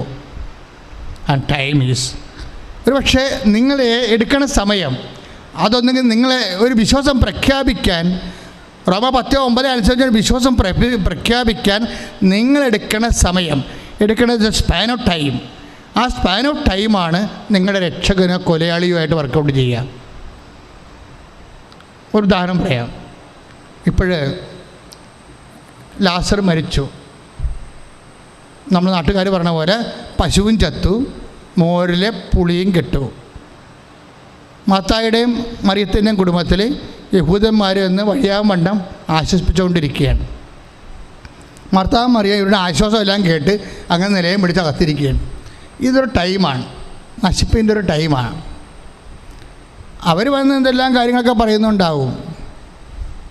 യഹൂദന്മാരുടെ രീതി അനുസരിച്ച് ലിഡിയയുടെ മരണത്തിന് ചെല്ലുമ്പോൾ അവളെടുത്തുനിന്ന് ഉടുപ്പൊക്കെ കാണിക്കുന്നുണ്ട് അവിടെ. യഹൂദന്മാരുടെ ഒരു രീതിയാണത്. കരയുന്നവരെ വീണ്ടും കരയിപ്പിച്ചെടുക്കും. കുഴലുത്തുകാരൊക്കെ പിടിച്ചിട്ട് കരയുന്നവരെ വീണ്ടും കരയിപ്പിച്ചെടുക്കും. എന്നിട്ട് ആ ഒരു കാലം, സങ്കടത്തിൻ്റെ കാലം ആ കുടുംബത്തിൽ നിലനിർത്തിയെടുക്കുക എന്നുള്ളതാണ്, ആ മരിച്ചുപോയ വ്യക്തിക്ക് ഒരു പ്രാധാന്യം കിട്ടുക എന്നുള്ളതാണ് ഇവരുടെ മാനുഷികമായ ലക്ഷ്യങ്ങൾ. ഇങ്ങനൊരു ടൈമാണ് ലാസറിൻ്റെ വീട്ടിൽ നടന്നുകൊണ്ടിരിക്കുന്നത്. അപ്പോഴുണ്ട് ആരോ വന്ന് പറഞ്ഞു, ജീസസ് ഈസ് കമ്മിങ്, കർത്താവ് വരുന്നു. കർത്താവ് വരുന്നുവെന്ന് കേട്ടതുടനെ ചടേന്നാണ് മാർത്ത എഴുന്നേക്കണത്. ഒരു തുള്ളി പോലും സമയം എടുക്കണില്ല, അതിന് ഒരു തുള്ളി പോലും സമയം എടുക്കണില്ല. മാർത്ത എഴുന്നേക്കാൻ സമയം എടുത്തില്ല എന്ന് യോഹന്നാൻ പറയുന്നുണ്ട്. അതിന് യോഹന്നാൻ പ്രത്യേകം പറഞ്ഞ കാര്യം, മറിയം വീട്ടിൽ തന്നെ ഇരുന്നെന്നാണ് പറയുന്നത്, പോയില്ലേ. പണ്ട് കർത്താവിൻ്റെ അടുത്തിരുന്ന് വേലമടിച്ച് പണി ചെയ്യാൻ മടിയായത് കാരണം വചനം കേട്ടുകൊണ്ടിരുന്നിട്ട് കർത്താവിലേക്ക് നിന്ന് കള്ളത്തരത്തിൽ ഗുഡ് സർട്ടിഫിക്കറ്റ് മേടിച്ച പാർട്ടിയാണ്. പക്ഷേ ജീവിതത്തിൽ ക്ലേശങ്ങൾ വന്നപ്പോൾ ഇവിടെ റെസ്പോണ്ട് നോക്കിയേ. 11:20 11:20 യോഹന്നാൻ 11:20. അതായത് ആ വചനത്തിൻ്റെ, അതായത് കർത്താവ് വരുന്നുവെന്ന് കേട്ടപ്പോൾ തന്നെ മാർത്ത എഴുന്നേറ്റ് പോയി അവനെ സ്വീകരിച്ചു. അത്രേ പറഞ്ഞാൽ മതിയല്ല. പക്ഷെ അതിൻ്റെ താഴെ എഴുതിയിട്ടുണ്ട്, മറിയം സമയമെടുത്തു, മറിയം വീട്ടിൽ തന്നെ ഇരുന്നു. അപ്പോൾ വിശ്വാസം പ്രഖ്യാപിക്കാൻ എടുക്കുന്ന സമയം വളരെ പ്രധാനപ്പെട്ടതാണ്. എന്നെങ്കിലും വിശ്വസിച്ചിട്ട് കാര്യമില്ല, അത് ഈ സമയമാണ്. നിങ്ങൾ നോക്കൂ, 4 മാസം കഴിയുമ്പോൾ കൊയ്ത്തായി അല്ല, ദാറ്റ് ഈസ് നൗ, അതിപ്പോൾ തന്നെയാണെന്ന്. വിശ്വാസിയെ സംബന്ധിച്ചിടത്തോളം പ്രകൃതിയുടെ നിയമങ്ങളെപ്പോലും അട്ടിമറിച്ചുകൊണ്ട് അത് നൗ ആക്കി തരും. നമുക്ക് സമയമായില്ല എന്ന് പറയുമ്പോൾ അമ്മ പറയും, ആകാത്ത സമയത്ത് ആക്കിയെടുക്കാം, നൗ ആക്കാം. എന്ത് ചെയ്യണം? അവൻ പറയണ പോലെ ചെയ്യണം. അവൻ പറയണ പോലെ ചെയ്യണമെങ്കിൽ എന്ത് വേണം? ദൈവസ്നേഹം വേണം, വിശ്വാസം വേണം, പ്രത്യാശ വേണം. അതിപ്പോൾ തന്നെ വേണം. അത് ഓൺ ടൈമിൽ പ്രഖ്യാപിക്കണം. ചില ആൾക്കാർക്ക് ഉടമ്പടി എടുക്കും. എന്നിട്ട് ഉടമ്പടി നേർച്ച വസ്തു എല്ലാം കൊണ്ട് വീട്ടിൽ പരുവത്തിലങ്ങനെ പകുതി വെക്കും. അപ്പോൾ അതിൻ്റെ കൂടെ പോയ ആൾക്കാർ ഉടമ്പടി എടുത്തവർ ചോദിക്കും, ചേച്ചി പ്രാർത്ഥിക്കാൻ തുടങ്ങിയാ? ഇല്ല പ്രാർത്ഥിക്കണം വരട്ടെ, ഇല്ല പ്രാർത്ഥിക്കണം വരട്ടെ എന്ന്. ആ ചേട്ടത്തിൻ്റെ കാര്യം പോക്കാണ്. എന്താ കാര്യം? She's taking time. ചില ആൾക്കാർ ഉടമ്പടി എടുക്കുമ്പോൾ കൃപാസനത്തിൽ തന്നെ പ്രത്യക്ഷയുടെ പ്രാർത്ഥിക്കാൻ തുടങ്ങി. അവരെടുക്കുന്ന ടൈമാണത്, അതെടുക്കുന്ന ടൈമാണ്. അപ്പം നമ്മൾ അത് നടപ്പിൽ വരുത്തുന്നതിന് എടുക്കുന്ന ടൈമില്ലേ വളരെ പ്രധാനപ്പെട്ടതാണ്. മാർത്ത ഒരു ടൈം എടുത്തില്ല. ആണും പോയി, തൂണും പോയി, തുണയും പോയി, എല്ലാം പോയി. നശിച്ച് നാറാണക്കല്ലും പിറക്കി നിൽക്കുമ്പോഴാണ് കർത്താവ് കമ്പം കഴിഞ്ഞ് കാറ്റ് ഊതിയപ്പോൾ വരണത്. ഇത്രയും ഒരു വിശ്വാസത്തിൽ കർത്താവ് ഇവിടെ ഉണ്ടായിരുന്ന ആൾ ഇവിടെ ഇല്ലാത്തൊരവസ്ഥ വന്നിട്ട് ഇവർക്ക് നീരസമോ കോപമോ സങ്കടമോ ഒക്കെ വരാം. അതവരുടെ മാനുഷിക വിഷയം. മാർത്ത അതൊന്നും പ്രകടിപ്പിക്കത്തില്ല. മാർത്ത നേരെ ചെന്ന് കർത്താവോട് പറയും, ആദ്യമേ, കർത്താവേ, നീ ഇവിടെ ഉണ്ടായിരുന്നെങ്കിൽ എൻ്റെ സഹോദരൻ മരിക്കില്ലായിരുന്നെന്ന് പറയും. ഉടനെ കർത്താവ് പറയും, നിൻ്റെ സഹോദരൻ ഉയർത്തെഴുന്നേൽക്കും. അപ്പം മാർത്ത ഉടനെ പറയും, ഉവ്വ യെസ് ജീസസ്, അന്തിമ നാളിൽ പുനരുദ്ധാന ഘട്ടത്തിൽ അവൻ ഉയർത്തെഴുന്നേൽക്കുമെന്ന് എനിക്ക് അറിയാമെന്ന് പറയും. അപ്പോൾ ഈശോ പറയും, I am the life and resurrection. ഞാനാകുന്നു ജീവനും പുനരുദ്ധാനവും. നീ അത് വിശ്വസിക്കുന്നു? യെസ് യെസ് മൈ ലോർഡ് എന്ന് ഇവളിങ്ങനെ പെട്ടെന്ന് പറയും. യെസ്, നീയാണ് ജീവൻ, നീയാണ് പുനരുദ്ധാനമെന്ന്. Yes my lord, I believe എന്ന് പറയും. അപ്പോഴെന്താ പറയുക? ലാസറസ് എന്ന് വിളിക്കും കർത്താവ്. അതിന് ശേഷമാണ് ഇവളിത് പ്രഖ്യാപിച്ച് കഴിഞ്ഞാണ് മേരി പതുക്കെ മുടിയൊക്കെ ചീകി ഉടുപ്പൊക്കെ എടുത്തിട്ട് ആഘോഷമായിട്ട് വരുന്നത്. അവൾ ഇതൊക്കെ തന്നെ പറയുമെങ്കിലും പ്രയോജനം ഇല്ലാതെ പോയി. എന്താ കാര്യം? ലോകത്തെ ഞെട്ടിച്ച വെളിപാട് കിട്ടിയത് ആർക്കാം? മാർത്തായ്ക്കാണ്. ലോകത്തെ ഞെട്ടിച്ച, അഥവാ ഇനി വേറെ ലോകം ഇവിടെ ഉണ്ടാകാൻ പോകുന്നു, മനുഷ്യൻ മരണത്തോടെ ഒന്നും അവസാനിക്കുന്നില്ല, യേശു അതെല്ലാം തിരുത്താൻ പോകുന്നു, യേശുവിനാൽ തിരുത്തപ്പെട്ട ലോകത്തിൻ്റെ ഭാഗധേയത്തെക്കുറിച്ച് പ്രഖ്യാപിക്കുന്ന സ്വർഗീയ വെളിപാട് കേട്ടതാരാണ്? എന്നെ സ്നേഹിക്കുന്നവൻ ഞാൻ എന്നെ തന്നെ വെളിപ്പെടുത്തും. അതല്ലേ സംഭവിച്ചു നടന്നിവിടെ?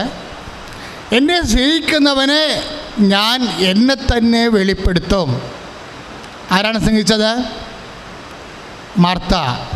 അപ്പം 14:21 വചനമില്ലേ? യോഹന്നാൻ്റെ സുവിശേഷത്തിൽ 14:21 എന്താ പറയണത്? എന്നെ സ്നേഹിക്കുന്നവനെ ഞാൻ എന്നെ തന്നെ വെളിപ്പെടുത്തും.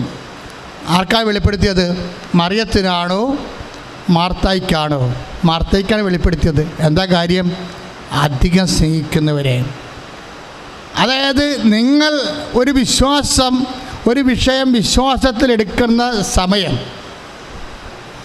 നിങ്ങളുടെ അതും ദൈവത്തോടുള്ള നിങ്ങളുടെ സ്നേഹവും ആനുപാതികമായിരിക്കും. നിങ്ങളെ വിശ്വസിക്കാൻ സമയമെടുത്താൽ അതിൻ്റെ അർത്ഥം നിങ്ങൾ ദൈവത്തുമായിട്ട് അത്ര കണ്ട് വലിയ അടുപ്പത്തിലല്ല എന്നതിൻ്റെ അർത്ഥം. പാതാന്തത്തിലിരിക്കാം, വചനം കേട്ടാം, വായിട്ട് നോക്കാം, ഒരു കഥയുമില്ലെന്നർത്ഥം. എന്താണ് മറിയത്തിന് സംഭവിച്ച കണ്ടില്ലേ? അവൾക്ക് വെളിപാട് കിട്ടി. അവൾ വന്നു, പക്ഷെ വെളിപാട് കിട്ടിയില്ല. വെളിപാട് ആർക്കാ കിട്ടിയത്? The resurrection and life. ഞാനാണ് പുനരുദ്ധാനം, ഞാനാണ് ജീവൻ എന്നുള്ള വെളിപാട് കിട്ടിയത് ആർക്കാ? മാർത്തായ്ക്ക്. എന്താ കാരണം? 11:25 യോഹന്നാൻ്റെ സുവിശേഷം, ഞാനാണ് പുനരുദ്ധാനം, ഞാനാണ് ജീവൻ എന്നുള്ള വെളിപാട് കിട്ടിയത് ആർക്കാ? മാർത്തായ്ക്ക്. എന്താ കാര്യം? മാർത്ത നേരത്തെ ഓടി വന്നത്, ആ മറിയത്തേക്കാൾ നേരത്തെ വന്നത് കർത്താവിനുള്ള സ്നേഹമായിട്ട് കർത്താവ് കണക്കാക്കുന്നു. സമയം ചുരുക്കുന്നതനുസരിച്ച് നിൻ്റെ സ്നേഹത്തെ ദൈവം അളക്കും. ഇപ്പോൾ ഉടമ്പടി നീ എടുത്തു കഴിഞ്ഞാൽ, നീ ഉടമ്പടി ഇന്ന് തന്നെ പ്രേക്ഷിതപ്രവർത്തനം തുടങ്ങി, ഇന്ന് തന്നെ നീ അതുപോലെ തന്നെ കുമ്പസാരിക്കാൻ പോയി, ഇന്ന് തന്നെ കൃപാന സ്വീകരിച്ച്, ഇന്ന് തന്നെ നീ പ്രേക്ഷിത കർത്താവിൻ്റെ കൃപാവന പ്രവർത്തനം തുടങ്ങിക്കഴിഞ്ഞാൽ അതിൻ്റെ അർത്ഥം എന്താണ്? അത്ര കണ്ട് നീ ദൈവത്തെ സ്നേഹിക്കുന്നുവെന്നാണ്. നീ എടുക്കുന്ന സമയവും നിനക്കുള്ള സ്നേഹവും തമ്മിൽ ആനുപാതികമാണ്. ഭയങ്കര കണക്റ്റഡാണ് വിഷയം. ഈ കണക്റ്റഡാണ് കാര്യം. അധികം സ്നേഹിക്കുന്നു എന്നുള്ള വിഷയമാണ്. അത് സമയത്തിലാണ് വരുന്നത്. നമ്മൾ ദൈവത്തെ അധികം സ്നേഹിക്കുന്നു എന്നുള്ള ചോദ്യമുണ്ട്. യോനായുടെ പുത്രനായ ശിമയോനെ, ഇവരെക്കാൾ അധികം നീ എന്നെ സ്നേഹിക്കുന്നുവോ? അതാണ് പ്രശ്നം. അധികം സ്നേഹിക്കുന്നത് വിഷയമാണ്. അത് എടുക്കണ സമയമനുസരിച്ചിരിക്കും. സമയവും സ്നേഹവും തമ്മിൽ ഭയങ്കര ബന്ധമാണ്. അധികം സ്നേഹിക്കുന്നവരോടാണ്, അവർക്കാണ് കർത്താവിൻ്റെ അടുത്ത് കൂടെ ഇരിക്കാനും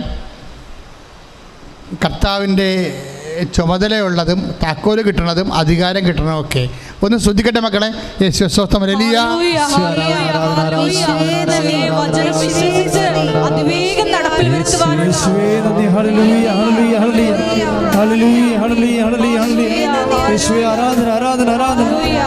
മഹത്വം ആരാധന ആരാധന. പരിശുദ്ധ പരമ ദിവ്യകാരുണ്യത്തിന് അതായത് ഇപ്പൊ തന്നെ പത്രോസിന്റെ വിഷയം എടുത്താലേ, അതായത് യോഹന്നാന്റെ സുവിശേഷം 21:7 എന്നാ പറയണത്? അത് കർത്താവാണെന്ന് 21:6 തന്നെ യോഹന്നാന് മനസ്സിലാവും. തിബേരിയസ് കടലിൻ്റെ തീരത്ത് നിൽക്കുന്നത് കർത്താവാണ് വെളുപ്പാങ്കാലത്ത്. പക്ഷെ ആ കക്ഷിയുടെ കള്ളത്തരങ്ങളെല്ലാം പുറത്തു വരുന്നത് അവിടെ വെച്ചാൽ. ഇവൻ പണ്ട് നെഞ്ചത്ത് കിടന്ന കക്ഷിയാണ് കർത്താവിൻ്റെ, അത് ചുമ്മാ ആക്കിയതാണെന്ന് തോന്നണം. അതല്ല, ഈ യോഹന്നാൻ തന്നെ അയാൾ കർത്താവിൻ്റെ വലിയ ആളാണെന്ന് പറഞ്ഞ് എപ്പോഴും എഴുതി വെക്കുമ്പോൾ ആർക്കാരും സംശയം തോന്നും. പക്ഷെ അങ്ങനെ ഒന്നും പ്രഖ്യാപിച്ചിട്ട് കാര്യമില്ല. ഓരോ വിഷയങ്ങളുള്ള പ്രതികരണമാണ്. യോഹന്നാനെ കർത്താവിനെ മനസ്സിലായി, പക്ഷേ അത് കർത്താവാണെന്നറിഞ്ഞപ്പോൾ വേറെ ഒരുത്തൻ്റെ ലക്ഷണം മാറി. അവൻ തുണിയില്ലാതെ നിൽക്കിയിരുന്നു. ആ ടക്കേന്ന് തുണിയെടുത്ത് കൊടുത്തു ഒറ്റ ചാട്ടം. അവൻ സമയമെടുക്കണില്ല, അവൻ സമയമെടുത്തില്ല. അത് കർത്താവാണെന്നറിഞ്ഞിട്ട് അപ്പം തന്നെ തുണി നഗ്നനായിരുന്ന കൊണ്ട് പുറങ്കുപ്പായം വരച്ച് വിട്ടിട്ട് കടലിലേക്ക് ചാടി തൽക്ഷണം. അവൻ ടൈം എടുക്കണില്ല. എന്നിട്ട് പിന്നീട് വചനം എന്താ പറയണത്? ഇപ്പോൾ 21:15 വരുമ്പോൾ മറ്റ് ശിഷ്യന്മാർ പുറകെ വന്നു. അതാണ് സംഭവം. മറ്റ് ശിഷ്യന്മാർ പുറകെ വന്നു, സമയമെടുത്തു. അപ്പോഴൊരു ചോദ്യം ചോദിച്ചു, നീ ഇവരെക്കാൾ അധികമായി എന്നെ സ്നേഹിക്കുന്നുവോ? It is very explicit. അവിടെ വിഷയം വന്നത്, നീ ഇവരെക്കാൾ അധികമായി എന്നെ സ്നേഹിക്കുന്നുവോ? തീർച്ചയായിട്ടും. അവിടെയൊക്കെ തഥാർത്ഥത്തിൽ ഇരിക്കുമ്പോൾ നമ്മൾ ഓർക്കും യോഹന്നാൻ കർത്താവിൻ്റെ പക്ഷത്ത് കിടക്കുമ്പോൾ ഓർക്കും ഇവനാണ് കർത്താവിൻ്റെ വലിയ ഗുണാണ്ടറെന്ന്. ഒരു കഥയുമില്ല. ജീവിത പ്രശ്നങ്ങളോടെ, ജീവിത വിഷയങ്ങളോടെ നീ കർത്താവിനുള്ള സ്നേഹത്താൽ നീ വചനം നടപ്പിൽ വരുത്താൻ എടുക്കുന്ന സമയമാണ് നിൻ്റെ പ്രഖ്യാപനത്തെക്കാൾ വലിയ പ്രഖ്യാപനം. അപ്പോൾ കർത്താവ് ചോദിക്കുന്ന ചോദ്യമാണ്, ഇവരെക്കാൾ അധികമായി എന്നെ സ്നേഹിക്കുന്നുവോ? അപ്പോൾ അത് വിഷയമല്ലേ? അതൊരു വിഷയമല്ലേ? നമ്മൾ എല്ലാവരെക്കാൾ ഉപരിയായി ദൈവത്തെ സ്നേഹിക്കുന്നു എന്ന് പറയുമ്പോഴേ, ആ സ്നേഹിക്കുന്നു എന്ന് പറയുന്നത് എങ്ങനെയാണ്? നമ്മൾ കർത്താവിൻ്റെ അടുത്ത് വരാനും കർത്താവിനെ കണ്ടുമുട്ടുമ്പോഴേ നമ്മൾ അതിനു വേണ്ടി പ്രവർത്തിക്കാൻ എടുക്കുന്ന സമയം, അത് നാളെ ചെയ്യാം മറ്റന്നാൾ ചെയ്യാമെന്ന് പറഞ്ഞ് മാറ്റി വെക്കുന്നതനുസരിച്ച് കൊണ്ട് നിൻ്റെ സ്നേഹമാണ് നീ അളക്കാൻ വേണ്ടി ദൈവത്തിന് കൊടുക്കുന്നത്. അങ്ങനെ വരുമ്പോൾ കുഴപ്പം വരും. 6:36 വർക്കൗട്ട് ചെയ്യും. ലുക്കായുടെ സുവിശേഷം, നീ അളക്കുന്ന കോല് കൊണ്ട് തന്നെ നിനക്കും അളന്ന് കിട്ടും. നീ ദൈവത്തെ സാവധാനമാണ് സ്നേഹിക്കുന്നതെങ്കിൽ ദൈവം നിന്നോട് സാവധാനത്തിലായിരിക്കും. അതുകൊണ്ട് ഈശോ പറഞ്ഞത്, നീ അളക്കുന്ന അളവ് കോല് കൊണ്ട് തന്നെ നിനക്ക് അളന്ന് കിട്ടും. നമ്മൾ 6:36 ലുക്ക വായിക്കുന്നില്ലേ? അപ്പം എപ്പോഴും ശ്രദ്ധിക്കുന്നത്, ഉടമ്പടി എടുത്തിരിക്കുന്ന മനുഷ്യരെ ഉടമ്പടി സ്പീഡും ഉടമ്പടി സമയവും തമ്മിൽ വല്ലാത്ത ഒരു ബന്ധമാണ്. അതുകൊണ്ട് തന്നെ ഇപ്പോൾ ഉടമ്പടി എടുക്കാതെ നിൽക്കുന്നവരും ജീവിതത്തിൽ ദൈവത്തിന് വേണ്ടി പ്രവർത്തിക്കാനും ദൈവത്തിന് സാക്ഷ്യം വഹിക്കാനും സുവിശേഷത്തിൻ്റെ സാക്ഷികളാകാനും പ്രേക്ഷിതരാകാനും you don't take any time. സമയമെടുക്കരുത്. കാര്യം അത് അളക്കപ്പെടുന്നത് നിനക്ക് ദൈവത്തോടുള്ള സ്നേഹത്തിൻ്റെ അടിസ്ഥാനത്തിലാണ്. നീ ഒന്നിനും സമയമെടുക്കരുത്, പെട്ടെന്നായിരിക്കണം. കാര്യം അത് അളക്കപ്പെടുന്നത് നിനക്ക് ദൈവത്തോടുള്ള സ്നേഹത്തിൻ്റെ അടിസ്ഥാനത്തിലായിരിക്കും. ശ്രുതികട ഹല്ലേലൂയ.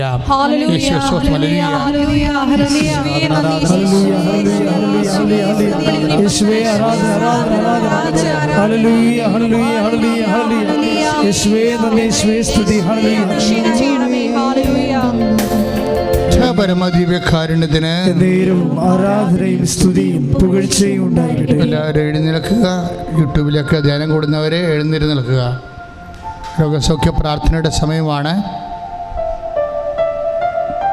അച്ഛൻ പ്രാർത്ഥിച്ചുകൊണ്ടേയിരിക്കും. മക്കളെ ദൈവം അനുഗ്രഹിച്ചുകൊണ്ടേയിരിക്കുക. ഉടമ്പടി ഓൺലൈൻ എടുത്തിട്ടുള്ളവരുണ്ട്, ലൈറ്റൊക്കെ അതിന് റിക്വസ്റ്റ് ഇട്ടുള്ളവരുണ്ട്. ആരാധനയിലേക്ക് പ്രവേശിക്കാം. നിങ്ങൾ സ്തുതിച്ചാൽ മാത്രം മതി, ബാക്കി ഈശോ അമ്മയുടെ മധ്യസ്ഥ ചെയ്തോളൂ. നിങ്ങളുടെ ഉടമ്പടി വിഷയങ്ങൾ, നിങ്ങളുടെ ലൈറ്റ് അക്കാൻഡിൽ വിഷയങ്ങൾ, നിങ്ങളുടെ തീർത്ഥാടന ഉടമ്പടി വിഷയങ്ങൾ, നിങ്ങളുടെ ഓൺലൈൻ ഉടമ്പടി വിഷയങ്ങൾ, നിങ്ങൾ ഉടമ്പടി എടുക്കാത്തവരാണെങ്കിൽ ഉടമ്പടി എടുക്കാൻ ആഗ്രഹിച്ചുകൊണ്ട് ഇപ്പോഴും പ്രാർത്ഥനയിൽ കൂടുന്ന വിഷയങ്ങൾ, ഈ പ്രാർത്ഥന ഏതെല്ലാം നാളിൽ എപ്പോഴെല്ലാം ആരെല്ലാം കൂടുന്നു അവർക്കെല്ലാം ഇത് വലിയ അനുഭവമായി അനുഗ്രഹമായി മാറാൻ കർത്താവിൻ്റെ കൃപ ഈ ആരാധന നിറയട്ടെ എന്ന് പ്രാർത്ഥിക്കുന്ന സ്തുതിക്കട്ടെ. ഹല്ലേലൂയ. ഉന്നതമായ നാമത്തിന് വിശുദ്ധ പൗരോഹിത്യത്തെ അങ്ങ് മഹത്വപ്പെടുത്തണമെന്ന് പ്രാർത്ഥിക്കുന്ന കർത്താവേ, സഭയിലുള്ള സാന്നിധ്യം പ്രകടമാക്കണമെന്ന് പ്രാർത്ഥിക്കുന്ന കർത്താവേ, എൻ്റെ കർത്താവിൻ്റെ ഉന്നതമായ നാമത്തിൽ കർത്താവെ പ്രാർത്ഥിക്കുന്നു. അങ്ങയുടെ വിശുദ്ധ പൗരോഹിത്യത്തെ മഹത്വപ്പെടുത്തണമേ. 35 വർഷമായി ഞാൻ അർപ്പിച്ച കുർബാനയുടെ യോഗ്യതയാൽ കർത്താവെ അങ്ങയുടെ ദൃശ്യത്തിന് ഞങ്ങളുടെ കാരുണ്യത്തിനായി പ്രാർത്ഥിക്കുന്നു കർത്താവെ. അനേകം രോഗികൾ ഇപ്പോൾ പ്രാർത്ഥിക്കുന്നുണ്ട് കർത്താവെ. ആ രോഗിയുടെ മേലെല്ലാം അങ്ങയുടെ വിശുദ്ധമായ തിരുമുറിവാർന്ന് വലതുകരം വെക്കണമെന്ന് പ്രാർത്ഥിക്കുന്നു കർത്താവെ. ഏതെല്ലാം ഉള്ളംകാലം മുതൽ ഉച്ചവരെ മക്കൾ അനുഭവിക്കുന്ന ഓരോ രോഗികളെ, ഹൃദയ രോഗികളെ, കരട് രോഗികളെ, പാൻക്രിയാസ് രോഗികളെ, തൈറോയ്ഡ് രോഗികളെ, ശിരസ് സംബന്ധമായ രോഗികളെ, ചെവി സംബന്ധമായ രോഗികളെ, കണ്ണ് കാണാൻ പാടില്ലാത്തവർ, കണ്ണ് കാഴ്ചക്കുറവുള്ളവരെ, തിമിരം കയറി വളരുന്നവരെ, അങ്ങനെ എല്ലാ വ്യത്യസ്തമായ രോഗികളെ അങ്ങ് ഇപ്പോൾ സ്പർശിക്കണമെന്ന് പ്രാർത്ഥിക്കുന്നു കർത്താവ്. ഈ ആരാധനയിൽ പ്രാർത്ഥിക്കുന്ന അനേകം മക്കളുടെ പ്രാർത്ഥനയുടെ പ്രത്യാശയിൽ അങ്ങയുടെ തിരുസനെ സമർപ്പിച്ചുകൊണ്ട് അമ്മമാതാവിനും മധ്യസ്ഥ പ്രാർത്ഥിക്കൽ കർത്താവ്. വാദരോഗികളെ, അസ്ഥി രോഗികൾ കർത്താവ്, പെസ്റ്റുല രോഗികൾ, പിസിഒഡി രോഗികൾ കർത്താവ് അങ്ങയുടെ തിരുസനെ കണ്ണീരോടെ പ്രാർത്ഥിക്കുന്നു. മക്കളില്ലാത്തവർ പ്രാർത്ഥിക്കുന്നു കർത്താവ്. ഉദരാശയത്തിൽ കർത്താവ് ഗർഭാശയത്തിന് ശിഷ്ടമുള്ളവരെ അവരങ്ങയുടെ തിരുസന്നിധി അവരെ സ്പർശിക്കണമെന്ന് പ്രാർത്ഥിക്കുന്നു. എൻ്റെ കർത്താവേ, നിന്റെ നാമത്തെ മഹത്വപ്പെടുത്തണമേ. എൻ്റെ കർത്താവേ, സഭയുടെ സാന്നിധ്യം പ്രകടമാക്കണമേ കർത്താവെ. അസ്ഥി രോഗികളെ, നടുവരിന് വേദനയുള്ളവരെ, കശകൾ തെറ്റിപ്പോയവരെ, കിഡ്നി രോഗികൾ കർത്താവ് സ്പർശിക്കണമേ. കരരോഗികൾ, ഹൃദയ രോഗികൾ കർത്താവ് സ്പർശിക്കണമെന്ന് പ്രാർത്ഥിക്കുന്നു. ശ്വാസകോശ രോഗികൾ, കോവിഡ് രോഗികൾ, ക്യാൻസർ രോഗികളെ കർത്താവ്, വ്യത്യസ്തങ്ങളായ രോഗികളെ കർത്താവ്, വേദനിക്കുന്നവർ, മക്കളില്ലാത്തവരുമാണ് കർത്താവ്. അതിൻ്റെ ഭാരമായിട്ട് കർത്താവ് ശിഷ്ടമുള്ളവർ, ഗർഭാശയത്തിന് കട്ടിക്കുറവുള്ള കർത്താവ്, മൊബിലിറ്റി ഇല്ലാത്തവർ, കൗണ്ട് ഇല്ലാത്തവർ എല്ലാവരെയും സമർപ്പിച്ചവർ പ്രാർത്ഥിക്കുന്നു. ഞങ്ങൾ വിശ്വസിക്കുന്ന കർത്താവ്, ഞങ്ങൾ പ്രഖ്യാപിക്കുന്ന കർത്താവ്, നീ മാത്രം കർത്താവെന്ന് വിശ്വസിക്കുന്ന കർത്താവ്, നീ മാത്രം കർത്താവ് ദൈവമെന്ന് ഏറ്റുപറയുന്ന കർത്താവ്. എൻ്റെ കർത്താവിൻ്റെ ഉന്നതമായ നാമത്തിൽ സഭയുടെ അധികാരത്തിൽ കുറിച്ചിൻ്റെ ഇടയാളത്തിൽ ദൈവത്തിൻ്റെ ശക്തികൾ, മാരക രോഗങ്ങൾ, തീരാവ്യാധികൾ യേശു നാമത്തിൽ മാറിപ്പോട്ടെന്ന് കൽപ്പിക്കുന്നു കർത്താവിന് ശക്തിയൊക്കെ. കർത്താവ് വ്യത്യസ്തമായ ജീവിത അവസ്ഥകൾ കഴിയുന്നവർ, വിവാഹം ഒത്തുവരാത്തവർ, മക്കൾ ഇല്ലാത്തവർ കർത്താവ്, നിശ്ചയ ജോലി ഇല്ലാത്തവർ, സാമ്പത്തികമായ കടങ്ങളെ വിഷമിക്കുന്നവർ, കാർഷിക ഭൂമികളെ കർത്താവ് തകർന്നു പോയവർ, കീടം കയറിയവർ കർത്താവ്, ശത്രു കീടങ്ങൾ കർത്താവ് ആക്രമിക്കുന്നവർ കർത്താവ്, വരുമാനമില്ലാത്തവർ, സാമ്പത്തിക കടങ്ങളുള്ളവർ, വരുമാന മാർഗമുള്ളവർ ഇല്ലാത്തവർ കർത്താവ്, കടകൾ നടക്കുന്നവർ, വ്യവസായങ്ങൾ വ്യാപാരങ്ങൾ നടത്തുന്നവർ, സാമ്പത്തിക സ്ഥാപനങ്ങൾ നടത്തുന്നവർ, വ്യത്യസ്തങ്ങളായ ഇടങ്ങളിൽ കർത്താവ് വേദനിക്കുന്നവരെ എല്ലാവരെയും ഏറ്റു പ്രാർത്ഥിക്കുന്നു. മക്കൾ കർത്താവ് പഠിക്കാത്തവർ, മക്കൾ കർത്താവ് തെറ്റായ പ്രണയബന്ധങ്ങളിൽ കുടുങ്ങിപ്പോയവർ, വിശ്വാസമില്ലാത്തവർ, പ്രാർത്ഥനയില്ലാത്തവർ എല്ലാവരെയും സമർപ്പിച്ചുകൊണ്ട് പ്രാർത്ഥിക്കണം. ഈശോയെ, ദൈവവിളിക്ക് വേണ്ടി ആഗ്രഹിക്കുന്നവർക്ക് വേണ്ടി പ്രാർത്ഥിക്കുന്ന കർത്താവ്, ദൈവവിളിക്ക് പ്രതിസന്ധിയുള്ളവരെ സമർപ്പിച്ചുകൊണ്ട് പ്രാർത്ഥിക്കുന്ന കർത്താവ്. ഈശോ, അവരെ സ്പർശിക്കണം കർത്താവ്. കർഷക തൊഴിലാളികൾ, മത്സ്യത്തൊഴിലാളികൾ എല്ലാവരെയും കർത്താവ്, ഉദ്യോഗസ്ഥന്മാർ കർത്താവ്, പ്രമോഷൻ നഷ്ടപ്പെട്ടവർ, പ്രമോഷന് വേണ്ടി പരിശ്രമിക്കുന്നവർ, ഒരു ട്രാൻസ്ഫർ വേണ്ടി ആഗ്രഹിക്കുന്നവർ കർത്താവ്, വിദേശ നാടുകളിൽ പോകാൻ ആഗ്രഹിക്കുന്നവർ കർത്താവ്, അവരെല്ലാം സമർപ്പിച്ചവർ പ്രാർത്ഥിക്കുന്ന കർത്താവ്. തടസ്സമുള്ളവർ, അവർക്ക് കർത്താവ് വിദേശ നാളിൽ അകപ്പെട്ടു പോയവർ, വിസയ്ക്ക് തടസ്സമുള്ളവർ കർത്താവ്, തിരിച്ചു പോരാൻ പറ്റാത്തവർ, അവിടെ കുടുങ്ങിപ്പോയവർ കർത്താവ്, അവരെല്ലാം സംബന്ധിച്ച് പ്രാർത്ഥിക്കുന്ന കർത്താവ്. അവിടെ ജോലി ഇല്ലാത്തവർ കർത്താവ്, റിലീവിംഗ് വിസ കിട്ടാത്തവർ കർത്താവ്, അവരെ സംബന്ധിച്ച് പ്രാർത്ഥിക്കുന്ന കർത്താവ്. അവിടെ ജോലി നഷ്ടപ്പെട്ടവരെ കർത്താവ്, ഇവിടെ ജോലി നഷ്ടപ്പെട്ട് കർത്താവ്, നാട്ടിൽ വന്നവർക്ക് തിരിച്ചു പോകാൻ പറ്റാത്തവർ കർത്താവ്, വ്യത്യസ്തങ്ങളായ മേഖലകളിൽ ജോലി ചെയ്യുന്നവർ യേശുവിൻ്റെ ഉന്നതമായ നാമത്തെ സ്പർശിക്കട്ടെ. കൊച്ചുമക്കൾ കർത്താവ്, അവർ പ്രാർത്ഥനയില്ലാത്തവർ, വഴിതെറ്റിപ്പോയവർ കർത്താവ്, അവരെല്ലാം സംബന്ധിച്ച് പ്രാർത്ഥിക്കുന്ന. തെറ്റായ കളികളിൽ കർത്താവ് ഏർപ്പെട്ടുകൊണ്ട് കർത്താവ്, കൊച്ചുമക്കളുടെ കർത്താവ്, പഠനമില്ലാത്തവർ കർത്താവ്, അവരെല്ലാം കുഞ്ഞുങ്ങളെല്ലാം സമർപ്പിച്ച് പ്രാർത്ഥിക്കുന്ന കർത്താവ്. ഈശോയെ, ആഭിചാരങ്ങളിൽ കർത്താവ്, വ്യത്യസ്തങ്ങളായ ആഭിചാരങ്ങളിൽ പെട്ടുപെടുത്താവ്, ആത്മാവിന് കൃപ നഷ്ടപ്പെട്ടു പോയവരെ സംബന്ധിച്ച് പ്രാർത്ഥിക്കുന്നു കർത്താവെ. കുടുംബജീവിത നിമിത്തം തകർന്നു പോയവരെ കർത്താവ്, വിവാഹ മോചനത്തിന് വേണ്ടി അപേക്ഷിക്കുന്നവരെ, കേസായിരിക്കുന്നവരെ, കേസ് തർക്കം നടന്നുകൊണ്ടിരിക്കുന്നവരെ കർത്താവെ, അങ്ങനെ സമർപ്പിച്ചുകൊണ്ട് പ്രാർത്ഥിക്കുന്ന കർത്താവെ, വീടില്ലാത്തവർ, വഴിയില്ലാത്തവർ, വെള്ളമില്ലാത്തവർ കർത്താവെ സമർപ്പിച്ച് പ്രാർത്ഥിക്കുന്ന, വ്യത്യസ്തങ്ങളായ പരീക്ഷകൾ എഴുതിയിട്ടുള്ളവർ കർത്താവെ സമർപ്പിച്ച് പ്രാർത്ഥിക്കുന്നതായ റിസൾട്ട് പ്രതീക്ഷിക്കുന്ന കർത്താവെ സമർപ്പിച്ച് പ്രാർത്ഥിക്കുന്ന കർത്താവെ, ആ പരീക്ഷ തോറ്റുപോകുന്ന കർത്താവ്, വേദനിച്ചിരിക്കുന്നവരെ സമർപ്പിച്ച് പ്രാർത്ഥിക്കുന്ന കർത്താവെ, HSCക്ക് പണം കൊടുത്തിട്ട് കർത്താവെ, അതുപോലെ പല റിക്രൂട്ട്മെൻറ്റ് കർത്താവ് ഇടപെടേണ്ട കർത്താവ്, അതിന് മറുപടിയില്ലാതെ കർത്താവെ, അതിന് റിപ്ലൈ ഇല്ലാതെ വേദനിക്കുന്നവർ, ഇമെയിൽ നോക്കി കർത്താവ് വിഷമിക്കുന്നവർ, എന്തെല്ലാം തരത്തിൽ വേദന അനുഭവിക്കുന്നു, അങ്ങനെ എല്ലാ മക്കളെ സംബന്ധിച്ച് പ്രാർത്ഥിക്കുന്നു. ചിരങ്ങ രോഗികൾ, ചൊറി രോഗികളെ കർത്താവെ, വിസർപ്പ രോഗികൾ, സോറിയാസിസ് രോഗങ്ങൾ കർത്താവെ, എല്ലാ മക്കളെ സംബന്ധിച്ച് പ്രാർത്ഥിക്കുന്നു കർത്താവ്. രക്തത്തെ സ്പർശിക്കണമേ, രക്താർബുദങ്ങൾ സ്പർശിക്കണമേ, രക്തത്തെ കർത്താവ് രക്തം നിറയട്ടെ, രക്തത്തിൽ കർത്താവ് രക്തം നിറയട്ടെ. മാരക രോഗങ്ങൾ, തീരാവ്യാധികൾ യേശു ക്രിസ്തുവിന്റെ ഉന്നതമായ നാമത്തിൽ മാരക രോഗങ്ങളും ജീവിത ദുരിതങ്ങളും യേശു നാമത്തിൽ അമ്മമാരുടെ മധ്യസ്ഥത്തിൽ മാറിപ്പോകട്ടെ. ഹല്ലേലൂയ, ഹല്ലേലൂയ, ഹല്ലേലൂയ, ഹല്ലേലൂയ. യേശുവേ നന്ദി, ഹല്ലേലൂയ, ഹല്ലേലൂയ, ഹല്ലേലൂയ, ഹല്ലേലൂയ. യേശുവേ ആരാധന, ആരാധന. യേശുവേ മഹത്വം, മഹത്വം.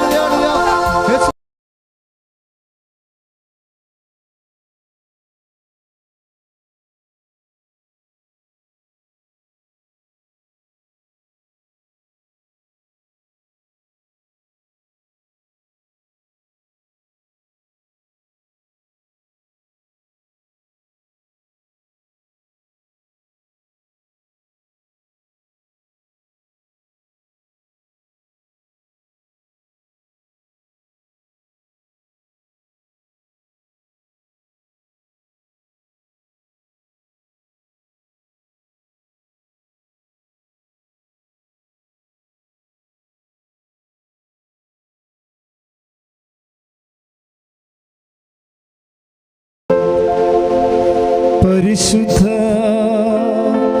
പരമ ദിവ്യകാരുണ്യത്തിന് എന്നേരവും ആരാധനയും സ്തുതി